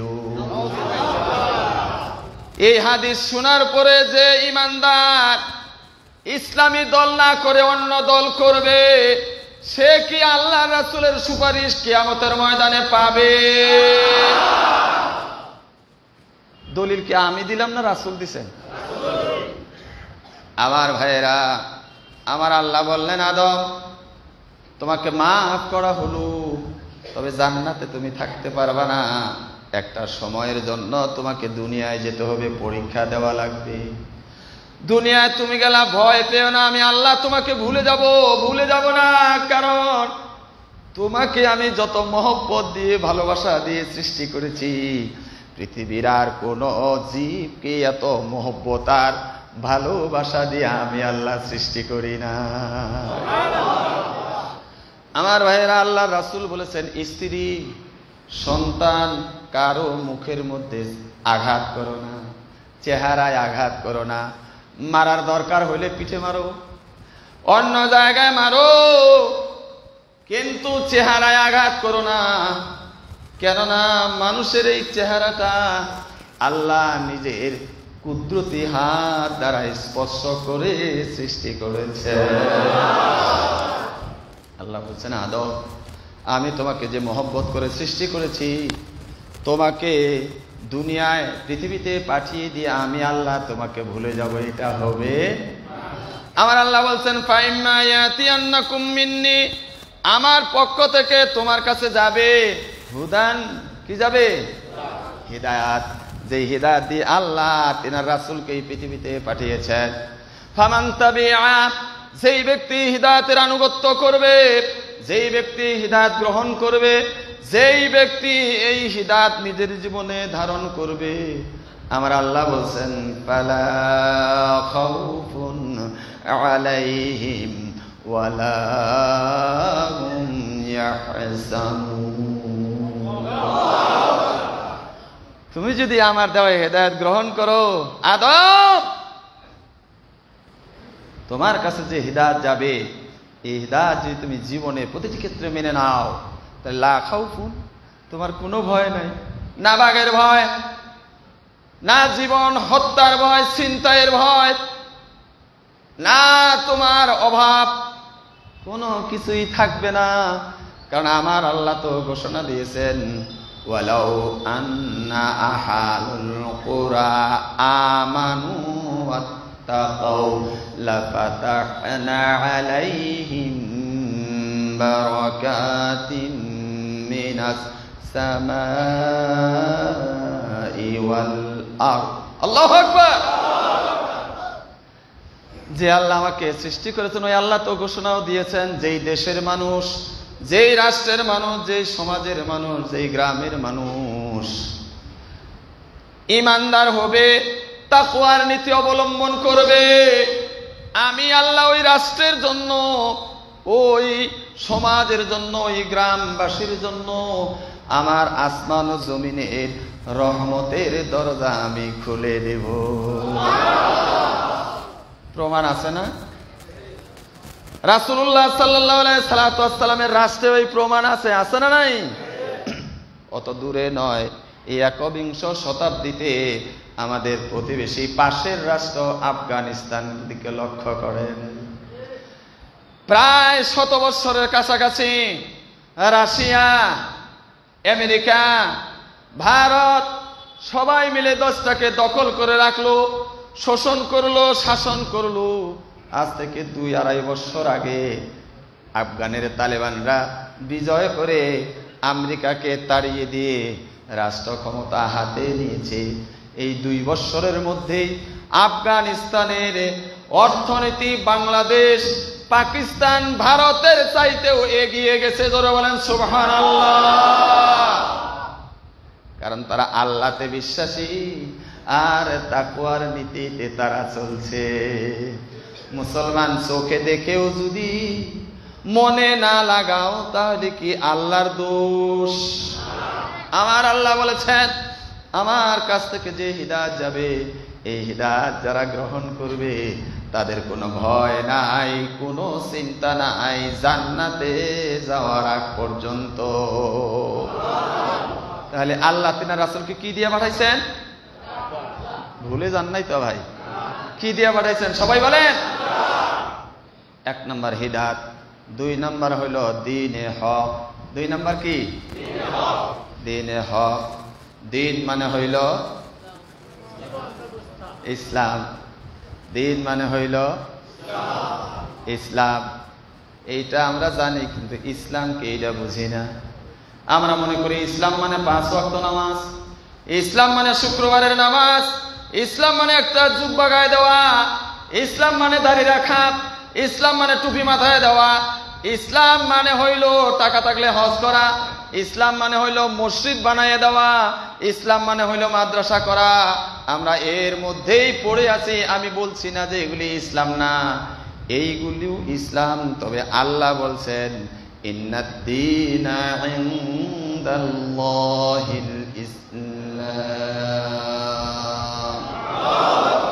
আমি আল্লাহর নিকটে একমাত্র মনোনীত, গৃহীত, গ্রহণযোগ্য, পছন্দনীয় জীবন ব্যবস্থা হইল ইসলাম। ইসলাম মানে কি? আমরা জানি ইসলাম মানে শান্তি। কথা ঠিক না ঠিক? আসলে ইসলাম মানে শুধু শান্তি নয়, ইসলাম মানে হইল আত্মসমর্পণ করা, ইসলাম মানে হইল মেনে নেওয়া, ইসলাম মানে হইল আনুগত্য করা, ইসলাম মানে হইল জীবনের সব কিছু বিক্রি করে দিয়া বায়াত গ্রহণ করা। জোরে বলেন সুবহানাল্লাহ। ইসলাম মানে শান্তি, এটা বাস্তব না। বাস্তব হইল ইসলাম মানলে শান্তি। বুঝেন নাই আমার কথা? ইসলাম মানে যদি শান্তি হয়, কয়েক মিনিট একটু জিকির করেন তো, ইসলাম ইসলাম ইসলাম ইসলাম ইসলাম। যদি ইসলাম মানে শান্তি হইতো তাহলে জিকির করলেই শান্তি পাওয়া যাইতো। কথা ঠিক না বেঠিক? বুঝাবার জন্য উদাহরণ দেওয়াই লাগে ভাই। বলেন তো মধু কেমন? বলেন না ভাই? মিষ্টি। একটু জিকির করেন, মধু মধু মধু মধু। জিকির করেন না ভাই? এটা গুনাহ হবে না জিকির করলে? এইটা বেহেশতের একটা নিয়ামতের নাম হইল মধু। জোরে বলেন সুবহানাল্লাহ। এই যে মধু মধু কিছুক্ষণ বললেন, মিষ্টি লাগছে? কেন লাগলো না? আপনারাই তো বললেন মধু মানে হইল মিষ্টি। আসলে হানি is sweet when it is tasted। মধু তখনই মিষ্টি লাগে যখন মধু জিহ্বাতে দেওয়া হয়। কথা ঠিক না ঠিক? ইসলামে তখনই শান্তি যখন আমি ইসলাম মেনে চলবো, ব্যক্তিগতভাবে ইসলাম মেনে চলবো, আত্মা তৃপ্ত হবে, শান্তি হবে। পারিবারিকভাবে ইসলাম মেনে চলবো, পরিবারে শান্তি আসবে। সামাজিকভাবে ইসলাম মেনে চলবো, সমাজে শান্তি আসবে। রাষ্ট্রীয়ভাবে ইসলাম মেনে চললে গোটা রাষ্ট্রটাই শান্তি আসবে। আমার ভাইরা, তাহলে দ্বীনে হক মানে হইল সত্য জীবন ব্যবস্থা। দ্বীন মানে হইল জীবন ব্যবস্থা। এখন হকের অর্থ হওয়া দরকার। হক মানে কি? আমরা জানি হক মানে সত্য, হক মানে হইল অধিকার। হক মানে কি? এটা আমার হক বলে না ভাই? ভাই এটা তুই নিস না, এটা আমার হক। তার মানে এটার মধ্যে অধিকার হইল আমার। আমার ভাইয়েরা, দ্বীনে হক মানে যে আল্লাহ আমাদেরকে সৃষ্টি করেছেন। কে সৃষ্টি করেছেন? যে আল্লাহ মানুষ বানাইছেন, এই মানুষকে চলার জন্য আইনও তৈরি করেছেন কে? এবার জিজ্ঞাসা, গণতন্ত্রের আবিষ্কারক হইলেন আব্রাহাম লিঙ্কন। সমাজতন্ত্র, কমিউনিজম, এটার আবিষ্কারক হইলেন মাও সেতুং। কার্ল মার্কস, লেনিন, পুঁজিবাদের আবিষ্কার। ভাই রাগ করতেছেন নাকি?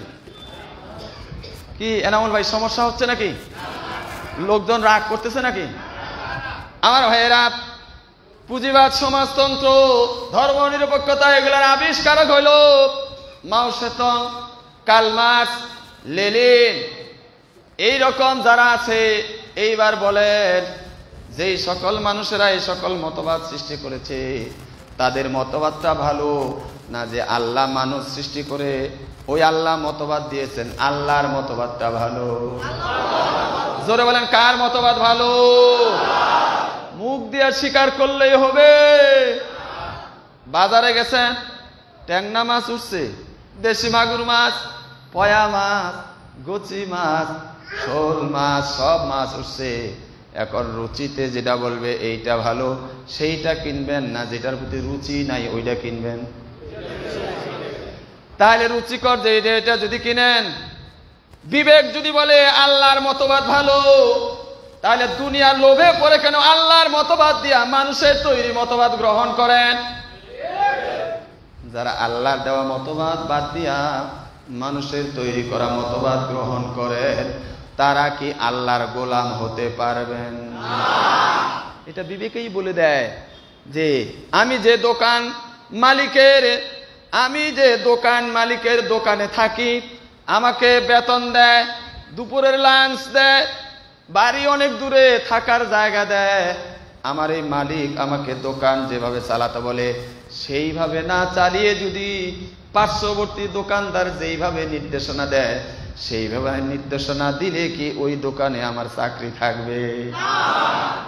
যদি না থাকে তাহলে বলেন আমার আপনার স্রষ্টা কে? আমাদের রিজিকের ব্যবস্থা করেন কে? আমরা যে ঠান্ডা পানি খাই গরমে, পানির মালিক কে?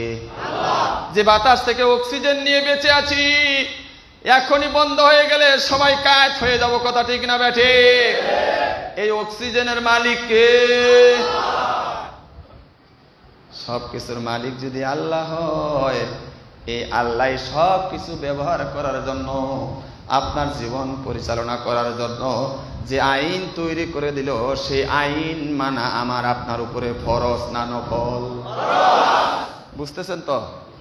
এটা আল্লাহর আইন মানা কি? যেমন নামাজটাও আল্লাহর আইন, এটা মানা কি? তো নামাজটা যেমন আল্লাহর আইন, নামাজ প্রতিষ্ঠা করা আল্লাহর আইন। সূরা শুরার 13 নম্বর আয়াতের মধ্যে আল্লাহ বলছেন আনা আকিমুদ্দিন, দিন প্রতিষ্ঠা করাও আল্লাহর আইন। মানুষের আইন মানলে শিরক হয়। আইন তৈরি করার একমাত্র মালিক হইলেন আল্লাহ। ইনিল হুকমু ইল্লা লিল্লাহ, জোরে বলেন সুবহানাল্লাহ। হুকুম চলবে একমাত্র কার? আল্লাহর হুকুম চলবে। এটা শুধু মসজিদে বললে কি হবে?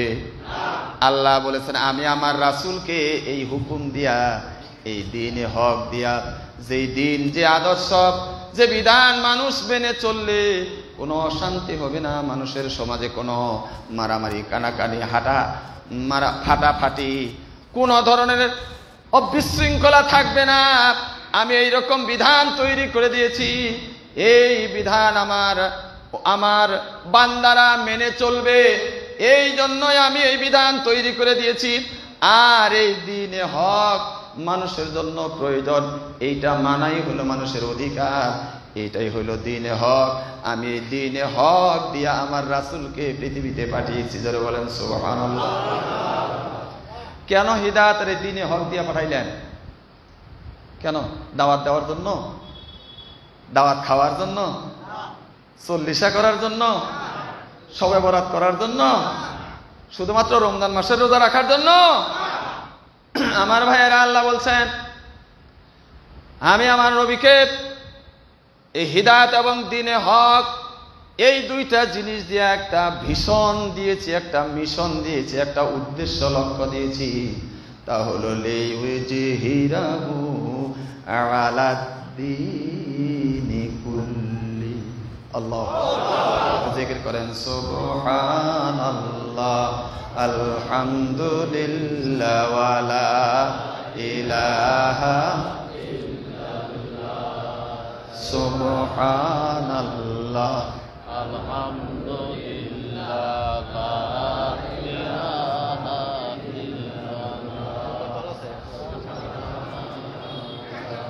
আলহামদুলিল্লাহ ওয়ালা লা ইলাহা ইল্লাল্লাহু মুহাম্মাদুর রাসূলুল্লাহ সাল্লাল্লাহু। আমার ভাইরা উঠতেছেন কেন? খারাপ লাগতেছে? এটা হলো হৃদয়ের অপারেশন।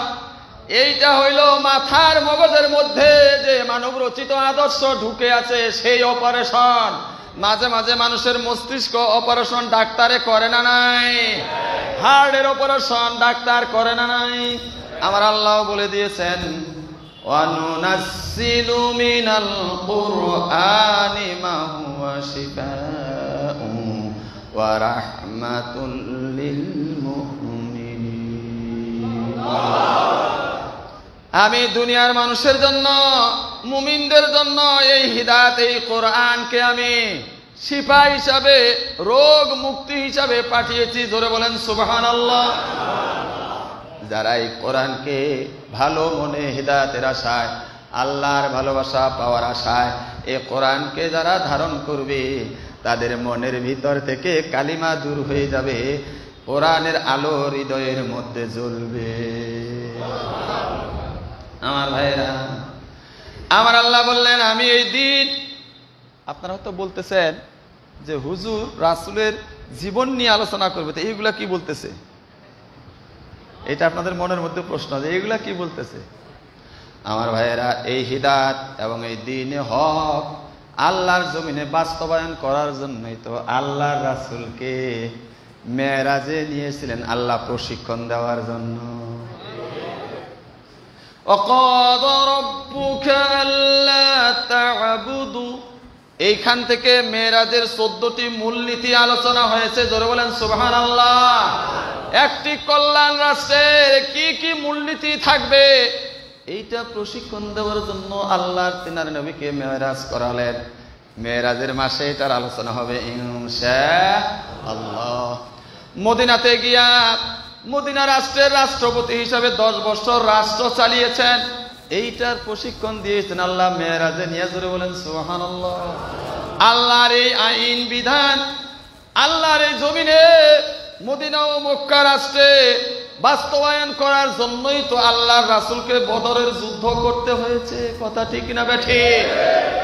আল্লাহর রাসূলের এই আদর্শ বাস্তবায়ন করার জন্যই মক্কাতে শিবে আবি তালিবে 3.5 বছর আবুল আহাব, আবু জেহেলদের কারাগারে না খেয়ে থাকতে হয়েছে। কথা ঠিক না বেঠিক? আর ভাইরা, উহুদের যুদ্ধে দান্দান মুবারক শহীদ হয়েছে আল্লাহর এই জমিনে দ্বীন বাস্তবায়ন করার জন্য। কথা ঠিক না বেঠিক? সেই দিনের একটা অংশ হলো সালাত। জীবন ভরে শুধু সালাতের ওয়াজ করব আর রাষ্ট্রটা থাকবে মুশরিকদের কাছে, এটা হয় না। আমার ভাইরা, আল্লাহর নবীকে আল্লাহ বললেন আমি যে আপনাকে হিদায়াত এবং দ্বীনে হক দিয়ে পৃথিবীতে পাঠালাম, আপনার মিশন ভীষণ হলো যেই জমিনে আবু জেহেলের আইন বাস্তবায়িত আছে, আবু লাহাবদের সংবিধান বাস্তবায়িত আছে, উতবা উতাইবা ওয়ালিদ ইবনে মুগিরাদের আইন তৈরি, এই আইন দিয়ে মানুষকে শাসন এবং শোষণ করতেছে, সমাজে বিশৃঙ্খলা করে রেখেছে। আপনার দায়িত্ব হলো আমার দেওয়া হিদায়াত এবং এই দ্বীন ওই সমস্ত আবু জেহেল আবু লাহাবদের তৈরি করা আইনের উপরে আমার আইনকে বিজয় করবেন। লিউজহিরাহু আলা দ্বীনি কুল্লি। আল্লাহু আকবার। এই দায়িত্ব আপনার, দ্বীন বিজয় করার দায়িত্ব আপনার। আমাদের বাংলাদেশে কি আল কোরআনের আইন আছে? ইসলাম কি বিজয় আছে? যদি না থাকে তাহলে আমার আপনার দায়িত্ব কি? শুধুমাত্র দাওয়াত দেওয়া আর দাওয়াত খাওয়া নাকি? শুধুমাত্র মসজিদে বসে তাসবিহ পড়া নাকি? শুধুমাত্র কি দল ধরে ঈদগাহ ময়দানে গিয়ে একটু কুলাকুলি করা নাকি? আমার ভাইয়েরা, যেই জমিনে আল্লাহর আইন নাই, মানুষের তৈরি করা আইন, এই আইন যারা মানে ওদেরকে ফাসিক বলা হয়েছে। এই আইন দেয়া যারা বিচার করে ওদেরকে জালিম বলা হয়েছে। এই আইন দেয়া যারা বিচার করে ওদেরকে কাফের বলা হয়েছে। ওমান লাম ইয়াহকুম বিমা আনজালাল্লাহ ফাউলাইকা হুমুল কাফিরুন। আমি বলি নাই, আল্লাহ আমার জবান দিয়ে বলালেন। আল্লাহ বলেছেন, জোরে বলেন সুবহানাল্লাহ। এরপরেও কোন মুসলমান যদি মনে করে আইন চলবে ব্রিটিশের, মসজিদ চলবে আল্লাহর বিধানে, তাহলে সে জান্নাতের গন্ধও পাবে না, সুগন্ধও পাবে না। আমি বলি নাই, আমার রাসূল দলিল দিয়েছেন, দলিল দিচ্ছি। আল্লাহর রাসূল বলেছেন, মান দাআ বিদাওয়াতিল জাহিলিয়া ফাহুয়া মিন জুসাই জাহান্নাম।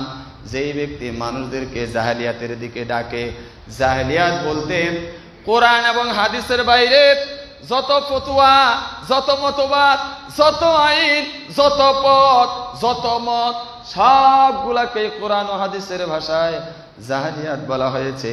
আল্লাহর রাসূল বলেছেন, আমি দেলোয়ারের ফতোয়া এটা না। আল্লাহর রাসূল বলেছেন, মান দাআ বিদাওয়াতিল জাহিলিয়া ফাহুয়া মিন জুসাই জাহান্নাম। যেই ব্যক্তি মানুষদেরকে মানুষের তৈরি করা মতবাদের দিকে, জাহেলিয়াতের দিকে ডাকলো, ওই লোকটা নিজের জায়গা কিনে নিল জাহান্নামের মধ্যে। জোরে বলেন নাউজুবিল্লাহ। সে তার জায়গা করে নিল জাহান্নামে। এরকম মজলিসের মধ্যে আল্লাহর রাসূল হাদিস বয়ান করতেছিলেন। একজন লোক দাঁড়িয়ে গেল, কালা রাজুলুন, কোথাও বলছেন ইয়াকুলু রাসূলুল্লাহ। আমার ভাইরা, একজন লোক দাঁড়িয়ে বলল যে মান সামা ওয়া সাল্লা। যেই লোকটা মানুষদেরকে মানুষের মতবাদের দিকে ডাকে, মানুষের আইনের দিকে ডাকে, মান সামা, সে যদি রোজাদার হয়, ওয়া সাল্লা, ওই লোকটা যদি 5 ওয়াক্ত নামাজের পাবন্দি করে। কাল আল্লাহ রাসূল বললেন, মান সামা, ওই লোকটা যদি রোজাদার হয়, ওয়া সাল্লা, নামাজি হয়, ওয়া জাআমা আন্নাহুল মুসলিম, দাবি করে আমি মুসলমান। আল্লাহ রাসূল বলেছেন, তারপরেও তার জায়গা জাহান্নাম। তাই বলে আমি এটা বলছি না যে আজকে থেকে নামাজ পড়া লাগবে না। লা দীনান লিমান লা সালাতান, যেই ব্যক্তির সালাত নাই ওর ইসলামই নাই। এই দলিলও রাসূলুল্লাহর। জোরে বলেন সুবহানাল্লাহ। বন্ধুরা আমার, ভাইয়ের আমার, বাবাজির আমার, নামাজ পড়বেন, মিথ্যা বলবেন, এই নামাজের কোনো দাম নাই। নামাজ পড়বেন, সুদ নিবেন, সুদ দিবেন, এই নামাজের কোনো দাম নাই। নামাজ পড়বেন, বোনের হক জোর করে খাবেন, এই নামাজের কোনো দাম নাই। নামাজ পড়বেন, অন্যের জমি জোর করে খাবেন, এই নামাজের আল্লাহর কোনো দাম নাই। কেননা আমার আল্লাহ বলেছেন, আকিমিস সালাহ ইন্না সালাতা তানহা আনিল ফাহশাই ওয়াল মুনকার। নামাজ প্রতিষ্ঠিত করো, নিশ্চয় নামাজ নামাজিকে অশ্লীল বেহায়াপনা, বেপরদা, যত অশ্লীলতা আছে সব কিছু থেকে, আর আল্লাহ যে কাজগুলি অপছন্দ করে, পছন্দ আল্লাহ করেন না, এই কাজগুলি থেকে নামাজ নামাজিকে বিরত রাখবে। জোরে বলেন সুবহানাল্লাহ। এবার জবাব দেন, মিথ্যা কথা বলা কি আল্লাহ পছন্দ করে? বোনের হক মেরে খাওয়া কি আল্লাহ পছন্দ করে? বাজারে কালো বাজারি করা, জিনিস স্টক করে গ্রাহককে দাম বাড়িয়ে কষ্ট দেওয়া, এটা কি আল্লাহ পছন্দ করে?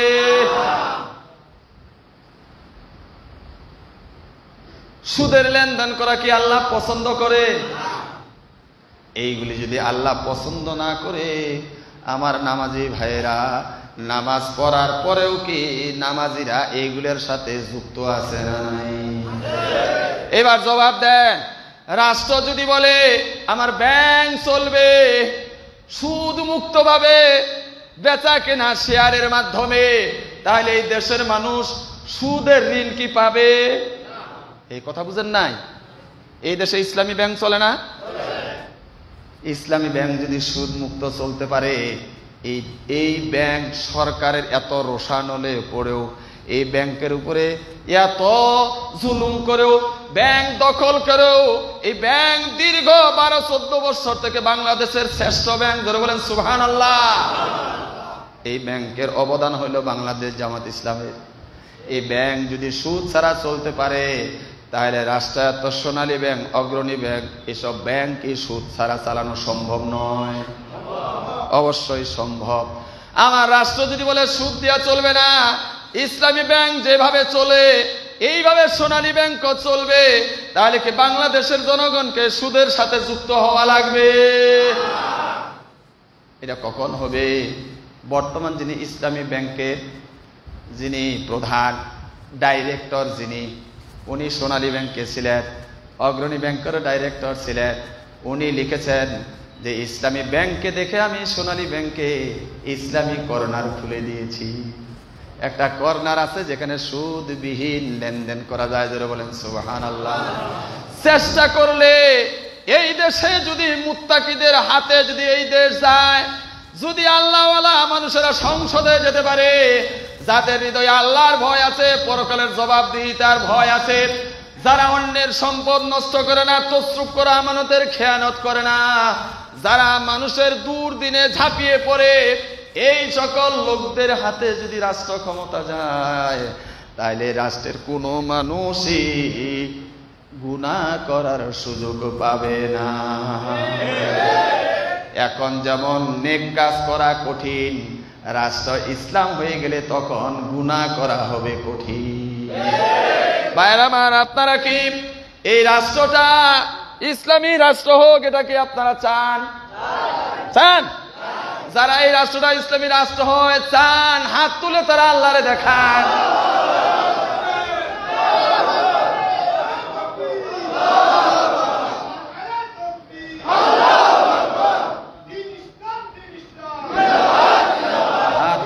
হাত নামান। এটা কি হাত তুলে দেখাইলেই হয়ে যাবে ইসলামী রাষ্ট্র? কি করা লাগবে? কি কাজ করা লাগবে? এক নাম্বার হলো কোরআনের দাওয়াত প্রতিটি ঘরে ঘরে পৌঁছাতে হবে। নিজেরা কোরআনওয়ালা হব, কোরআন মেনে চলবো, রাসূলের হাদিস মেনে চলবো, অন্যকে কোরআন এবং হাদিসের দাওয়াত দিব। মানুষরা যেন পরকালের ভয়ে আল্লাহর ইবাদত করে, সুদ খাওয়া যেন বন্ধ করে, ঘুষ খাওয়া যেন অফিসে বন্ধ হয়। চরিত্রের যদি পরিবর্তন না হয়, যত আইন করেন বন্ধ করা সম্ভব নয়। কথা ঠিক না বেঠি? এই জন্য মানুষের ঘরে ঘরে কোরআনের দাওয়াত দেওয়া লাগবে। দাওয়াত দিতে রাজি আছেন? এই দাওয়াত দেওয়ার আগে নিজেদেরকে এলেম শিখা লাগবে। কথা ঠিক না বেঠি? বাংলাদেশ জামাত ইসলামী এলেম শিখায়। যারা বাংলাদেশ জামাত ইসলামের প্রাথমিক সদস্য হন, তিনারাদেরকে ইউনিটে বসার জন্য ডাক দেওয়া হয়, ওখানে কোরআন বোঝানো হয়, হাদিস বোঝানো হয়। কথা ঠিক না বেঠি? যিনারা এখনো বসেন নাই, বসে দেখেন, এর বাইরে জামাত ইসলামের কোনো কাজ নাই। 4 দফা কাজ বাংলাদেশ জামাত ইসলামী রাষ্ট্র করছে। 1 নম্বর দফা হইল মানুষদের সকলের কাছে ইসলামের দাওয়াত পৌঁছানো। 2 নম্বর হলে দাওয়াত যারা গ্রহণ করবে তাদেরকে ইসলামের চরিত্রে চরিত্রবান করা, কোরআন পড়া শিখানো, কোরআন বুঝা শিখানো, হাদিস শিখানো, নিজের মন থেকে ইসলামের সমস্ত বাহিরের, ইসলামের বাইরে যা কিছু আছে এটা দূর করে দেওয়া। আমি চ্যালেঞ্জ দিয়ে বলছি, বাংলাদেশ জামাত ইসলামের যারা মানে রুকন হন, যারা শপথ নেন, এদের কারো মহারানার টাকা বাকি নাই। যে বন্ধুটি রুকন হওয়ার জন্য আবেদন করেন, তার বাড়িতে গিয়ে দেখা হয় বাড়িতে ফরজ পর্দা আছে না নাই। 4 ভাই মিলে একটা বাড়ি আলাদা করেন, কারণ পর্দা বাইরে নষ্ট হয় না, নষ্ট হয় ঘরে। কথা ঠিক না বেঠি? সকালবেলা উঠেই ভাবির মুখ দেখা লাগে, এটা কি পর্দার খেলাপ হয় না? এ ভাই কথা কন না কেন? সকালবেলা উঠেই যদি ছোট ভাইয়ের বউয়ের মুখ দেখা লাগে, গুনাহ হবে না নাই? এই জন্য বাংলাদেশ জামাত ইসলামী যদি কেউ রুকুন হওয়ার আবেদন করে, হয় বাড়িতে পার্টিশন, না হলে আলাদা বাড়ি করা। এটা ইসলামের হুকুম, কারো প্রতি জুলুম করা হয় না। রুকুনিয়াতের আবেদন করেছে, জিজ্ঞাসা করা হবে বাবা মারা গেছে না বেঁচে আছে? যদি বলে মারা গেছে, বোনের ওয়ারিস ডেকে বুঝাইয়া দিচ্ছেন না নাই? যদি দিয়া না থাকেন, বোন ভাগ্নি ভাগনাকে ডাকেন, আগে বোনের সম্পত্তি বুঝাইয়া দেন, তারপরে রুকুন হওয়ার জন্য আপনি আবেদন করেন। That is Jamaat Islam, it is Jamaat Islam. জোরে বলেন সুবহানাল্লাহ। জিজ্ঞেস করা হয় আপনার কোনো লোন আছে কিনা, যদি সুদী ব্যাংকে লোন থাকে শোধ করে দিয়ে তারপরে আসেন, কারণ এটা গুনাহে কবিরা। যারা গুনাহে কবিরার সাথে জড়িত বাংলাদেশ জামাত ইসলামী তাদেরকে রুকন করে না। আমার বন্ধুরা, তাহলে এই রাষ্ট্র তৈরি করার জন্য যে রাষ্ট্রের মানুষেরা রাষ্ট্রের কারণে গুনাহ করতে পারবে না, রাষ্ট্রের আইনের কারণে সওয়াব কামাই করবে, ধরে বলেন সুবহানাল্লাহ। এই রাষ্ট্র বিনির্মাণের জন্য নিজের চরিত্রকে পরিবর্তন করা লাগবে, দাওয়াত দেওয়া লাগবে, বসতে হবে, বুঝতে হবে। 3 নম্বরে হলো ইসলাহি মুআশারা, সমাজ সংস্কার। সমাজ থেকে বিদআত, সমাজ থেকে অন্যায় অবিচার, সমাজ থেকে নির্যাতন নিপীড়ন, সমাজের অসহায় মানুষের পাশে দাঁড়ানো। আপনারা বাংলাদেশের বিভিন্ন সময়ের ঘূর্ণিঝড় বন্যায় আপনারা লক্ষ্য করেছেন, এই দেশের জামাত ইসলামের ভাইয়েরা নিজের পকেটের টাকা দিয়া বন্যার্ত মানুষের মুখে খাবার তুলে দেয়। কথা ঠিক না ঠিক? 4 নম্বরের কর্মসূচি হলো ইসলাহি হুকুমাত, রাষ্ট্র সংশোধন। আমি দেলোয়ার এখানে দাঁড়িয়ে কিয়ামত পর্যন্ত যদি ওয়াজ করি, যেই লোকটার নাম আব্দুল্লাহ কিন্তু নামাজে আসে না, কিয়ামত পর্যন্ত ওয়াজ করলেও তাকে নিয়মিত নামাজে আমি বানাইতে পারবো না। কিন্তু সংসদে দাঁড়াইয়া যদি সংসদ নেতা বলে বাংলাদেশে 92% মুসলমান, অনেকেই ভয় পাইতেছে, হায় হায় রে জামাত ইসলামের ভোট দেওয়া যাবে না, কারণ জোর করে নামাজ পড়াবে। যদি সংসদ নেতা বলেন মুসলমান যে দাবি করে তার উপরে নামাজ পড়া ফরজ, 1 ওয়াক্ত নামাজ ইচ্ছা করে ছেড়ে দিলে সে কাফের হয়ে যায়, রাসূল বলেছেন, জোরে বলেন নাউযুবিল্লাহ। নামাজ আদায় করলে আল্লাহর কাছ থেকে পুরস্কার পাওয়া যাবে, না পড়লে আল্লাহর জাহান্নামের আগুনে জ্বলতে হবে। এই নামাজ যদি রাষ্ট্র আপনারে হুকুম দিয়া পড়ায়, আপনার লাভ হবে না ক্ষতি হবে। আইন দিয়া কিছুদিন পড়ানো লাগবে, অভ্যাস হয়ে গেলে চৌকিদার পুলিশ কিছুই লাগবে না, আজান হইয়া যাবে, মসজিদে ভর্তি হইয়া যাবে। আমার ভাইয়েরা, আল্লাহ তিনার রাসূলকে এই দায়িত্ব দিয়া পৃথিবীতে পাঠাইলেন যে হিদায়াত এবং দ্বীনে হক এইটা তুমি প্রচার করবে, লিযহিরাহু আলাদ দ্বীনি কুল্লি, সমস্ত মতবাদের উপরে ইসলামকে বিজয় করবে। আমি আল্লাহ তোমাকে এই মিশন দিয়ে পাঠিয়েছি, এই ভিশন দিয়ে পাঠিয়েছি। এইটা চেয়ারম্যান তোফায়েল বিশ্বাস করুক চাই না করুক, মাওলানা দেলোয়ার এটা মানুক চাই না মানুক, টুনিরহাটের জনগণ এটাকে স্বীকার করুক আর না করুক, আমার আল্লাহ বলেছেন ওয়াকাফা বিল্লাহি শাহীদা। আমি যে আমার রাসূলকে এই ভিশন দিয়া, এই মিশন দিয়া, এই দায়িত্ব দিয়া যে পাঠিয়েছি, এই ব্যাপারে ওয়াকাফা পরিপূর্ণ বিল্লাহ, আল্লাহর শাহিদা সাক্ষী। এই জন্য আল্লাহর সাক্ষী যথেষ্ট। আল্লাহু আকবার কোন? আল্লাহ তিনার রাসূলকে যে দিন বিজয়ের জন্য পাঠিয়েছেন, শুধু নামাজ পড়ার জন্য নয়, রাষ্ট্র পরিচালনা করার জন্য, রাষ্ট্রের নায়ক হওয়ার জন্য, এই পৃথিবীর বিচার ফয়সালা করার জন্য তিনি তিনার রাসূলকে পাঠিয়েছেন। এইটা দুনিয়ার জনগণ কেউ মানুক চাই না মানুক, আমার আল্লাহ বলছেন এই ব্যাপারে আমি আল্লাহর সাক্ষী যথেষ্ট। জোরে বলেন সুবহানাল্লাহ। তারপরেও যদি বলেন যে দেলোয়ার ভাই রাজনীতি করে গেল, তাহলে এইটা তো ইমানদারের কথা হইল না। কথা ঠিক না ঠিক? এতদিন ভুল পথে ছিলেন, আপনি অনুতপ্ত হয়ে যদি ফিরে আসেন, তাহলে আমার আল্লাহ আপনার জীবনের তামাম গুনাহ মাফ করে দেবেন। শুধু গুনাহই মাফ করে দিবেন না, আল্লাহ আপনাকে জান্নাতেও পাঠিয়ে দিবেন। কারণ আল্লাহ তো বান্দাকে জাহান্নামে দিতে চায় না। কথা ঠিক না ঠিক? আল্লাহ কোন বান্দাকে জাহান্নামে দিতে চায় না। আল্লাহ ফেরাউনকেও জাহান্নামে নিতে চায় নাই। যদি চাইতো তাহলে মূসাকে পাঠিয়ে দিত না, বলতো না যে তুমি যাও মুসার কাছে, সে বিদ্রোহী হয়ে গেছে, তাকে যাইয়া দাওয়াত দাও। জোরে বলেন সুবহানাল্লাহ। তাহলে ফেরাউনকেও আল্লাহ জাহান্নামে নিতে চায় নাই, কিন্তু সে জোর করে ইচ্ছা করে জাহান্নামের পথে চলে গেছে। জোরে বলেন নাউজুবিল্লাহ। এই পৃথিবীর কাউকে আল্লাহ জাহান্নামে নিতে চান না। মানুষ তার ইচ্ছায় জাহান্নামের দিকে দৌড়াচ্ছে, ইসলাম গ্রহণ না করার কারণে, ইসলামের দাওয়াত না মানার কারণে এই যে মানুষগুলি জাহান্নামের দিকে যাচ্ছে, এরা কি আফসোস করবে না? ভাই আমার কথা শেষ, আর 5 মিনিট সময় দেন ভাই, 5 মিনিট সময় দেবেন, নাহলে আমি সালাম দেব। 5 মিনিট। জাহান্নামে যখন যাবেন, এই যে আলোচনা করলাম, ইসলামী আন্দোলন করা ফরজ, দিন কায়েমের কাজ করা ফরজ, না করলে গুনাহ হবে, জাহান্নামে যাওয়া লাগবে। যারা এই কাজ করবেন না, জাহান্নামে যাওয়ার পরে বলবেন ইয়াকুলুনা, ওরা বলবে নাসমাউ আও নাকিলু মা কুন্না ফি আসহাবিস সাঈর। জাহান্নামের মধ্যে গিয়া বলবে, আমরা যদি শুনতাম, তার মানে দুনিয়ায় আমাদের কাছে যে রাসূল এসেছিল, যে রাসূলের ওয়ারিসগণ এসেছিল, যে দাঈরা এসেছিল, জাহান্নামের ভীতি প্রদর্শন করিয়েছে, আমাদেরকে সতর্ক করেছে, জান্নাতের সুসংবাদ দিয়েছে, আমরা যদি তাদের কথা শুনতাম, তাহলে কি আজকে আমরা এই সাঈর, জাহান্নাম হইল সাঈরের 7টা নামের একটা নাম, এই জাহান্নামে কি আমাদের থাকা লাগে? তখন আফসোস করে লাভ হবে? জাহান্নাম থেকে বের হওয়া যাবে?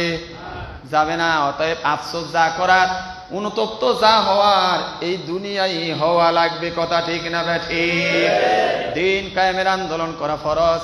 যিনারা করবেন, আল্লাহ তিনাদেরকে 3টা বড় বড় পুরস্কার দিবেন। আমি সব জায়গায় বলছি, আমি বলি নাই, আল্লাহ বলেছেন। কয়টা পুরস্কার দিবেন? 3টা পুরস্কার দিবেন। ইসলামের বিজয় হলেও দিবেন, না হইলেও দিবেন। শুধুমাত্র এই দলে থেকে কাজ করলেই আল্লাহ 3টা পুরস্কার দিবেন। ইয়া আইয়ুহাল্লাযীনা আমানু হাল আদুল্লুকুম আলা তিজারাতিন তুনজিকুম মিন আযাবিন আলীম। আমি কি তোমাদেরকে এমন একটা ব্যবসার সুসংবাদ দেব না, যে ব্যবসায়ীর ব্যবসায়ী তুমি যদি হও, তাহলে আমি তোমাকে জাহান্নাম থেকে মুক্ত করব। 2 নম্বর পুরস্কার হলো, এই ব্যবসাটা হলো তুমিনুনা বিল্লাহি ওয়া রাসূলিহি ওয়া তুজাহিদুনা ফি সাবিলিল্লাহি বিআমওয়ালিকুম ওয়া আনফুসিকুম যালিকুম খায়রুল লাকুম কুনতুম তা'লামুন। ব্যবসার পুঁজি হইল ঈমান এবং জান এবং মাল দিয়া আল্লাহর জমিনে সংগ্রাম করা। এটার মধ্যেই তোমার কল্যাণ।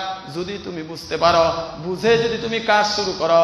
অতীতে তুমি ইসলামের বিরোধিতা করেছ, ওয়াজ মাহফিলের বিরোধিতা করেছ, তুমি ওয়াজ মাহফিল বন্ধ করেছ, তুমি ইমাম সাহেবের চাকরি খেয়েছ, তুমি টুপিওয়ালাদের গালি দিয়েছ, তুমি যারা ইসলামী আন্দোলন করে, ছাত্র শিবির করে, তাদেরকে তুমি মামলা দিয়েছো, তাদেরকে মামলায় তুমি ফাঁসিয়েছ। আমার ভাইয়েরা, আমার আল্লাহ বলছেন, যদি তুমি অনুতপ্ত হয়ে ফিরে আসো, এই ব্যবসা যদি তুমি শুরু করো, তাহলে ইয়াগফির লাকুম যুনুবাকুম, তোমার অতীতের সমস্ত কর্মকাণ্ডগুলি, পাপগুলি আমি আল্লাহ মাফ করে দেব। আমার ভাইয়ের পরে আল্লাহ বলছেন, মাফ করে দিয়া টুনির হাটের ব্যবসায়ী বানাবো না, মাফ করে দিয়া পঞ্চগড়ে তোমাকে রাখা হবে না, সিঙ্গাপুরে আমেরিকায় তোমাকে পাঠানো হবে না, মাফ করে দিয়া আমি আল্লাহ ওয়ায়ুদখিলকুম জান্নাত, মৃত্যুর পরে আমি তোমাকে জান্নাতে পাঠাইয়া দিব। আল্লাহর এই 3টা পুরস্কার নিতে চান যারা, 2 হাত তুলে আল্লাহকে দেখান তারা। লিল্লাহি তাকবীর। দিন ইসলাম, দিন ইসলাম, বাংলাদেশ জামাত ইসলামী, আল কোরআনের আলো,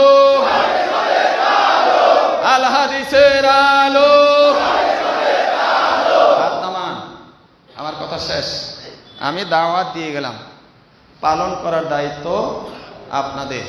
পালন করলে, সন্দেহ ছাড়াই বিশ্বাসের সাথে কাজ করলে আল্লাহ 3টা পুরস্কার দিবেন, দিবেন, দিবেন ইনশাআল্লাহ। দেখা যাবে আগামী দিন এই স্লোগান কাজে লাগে না না লাগে। আল্লাহ আপনাদের বাঁচিয়ে রাখুন, আল্লাহ আপনাদের সুস্থ রাখুন, আল্লাহ আপনাদের কল্যাণ দান করুন। মানুষের কাছে দাওয়াত দেওয়ার জন্য আল্লাহ আপনাদের এলেম দান করুন। আল্লাহ এলাকায় তার রহমত এবং বরকত দিয়ে ভরপুর করে দিন। টুনির হাটের এই বাজার থেকে পঞ্চগড়ের ইসলামের বিজয়ের পতাকা আগে উড্ডিত আল্লাহ করে দিন। ওয়া আখিরু দাওয়ানা আলহামদুলিল্লাহি রাব্বিল আলামিন। আমার জন্য দোয়া করবেন। কোনো ভাই যদি কষ্ট পেয়ে থাকেন মাফ করে দিবেন। যে কোরআনের দাওয়া আমি দিয়ে গেলাম এইটা ভিতরে ঢুকাবেন, ভিতরের সমস্ত অসুখ আল্লাহ দূর করে দিবেন। আসসালামু আলাইকুম ওয়া রাহমাতুল্লাহি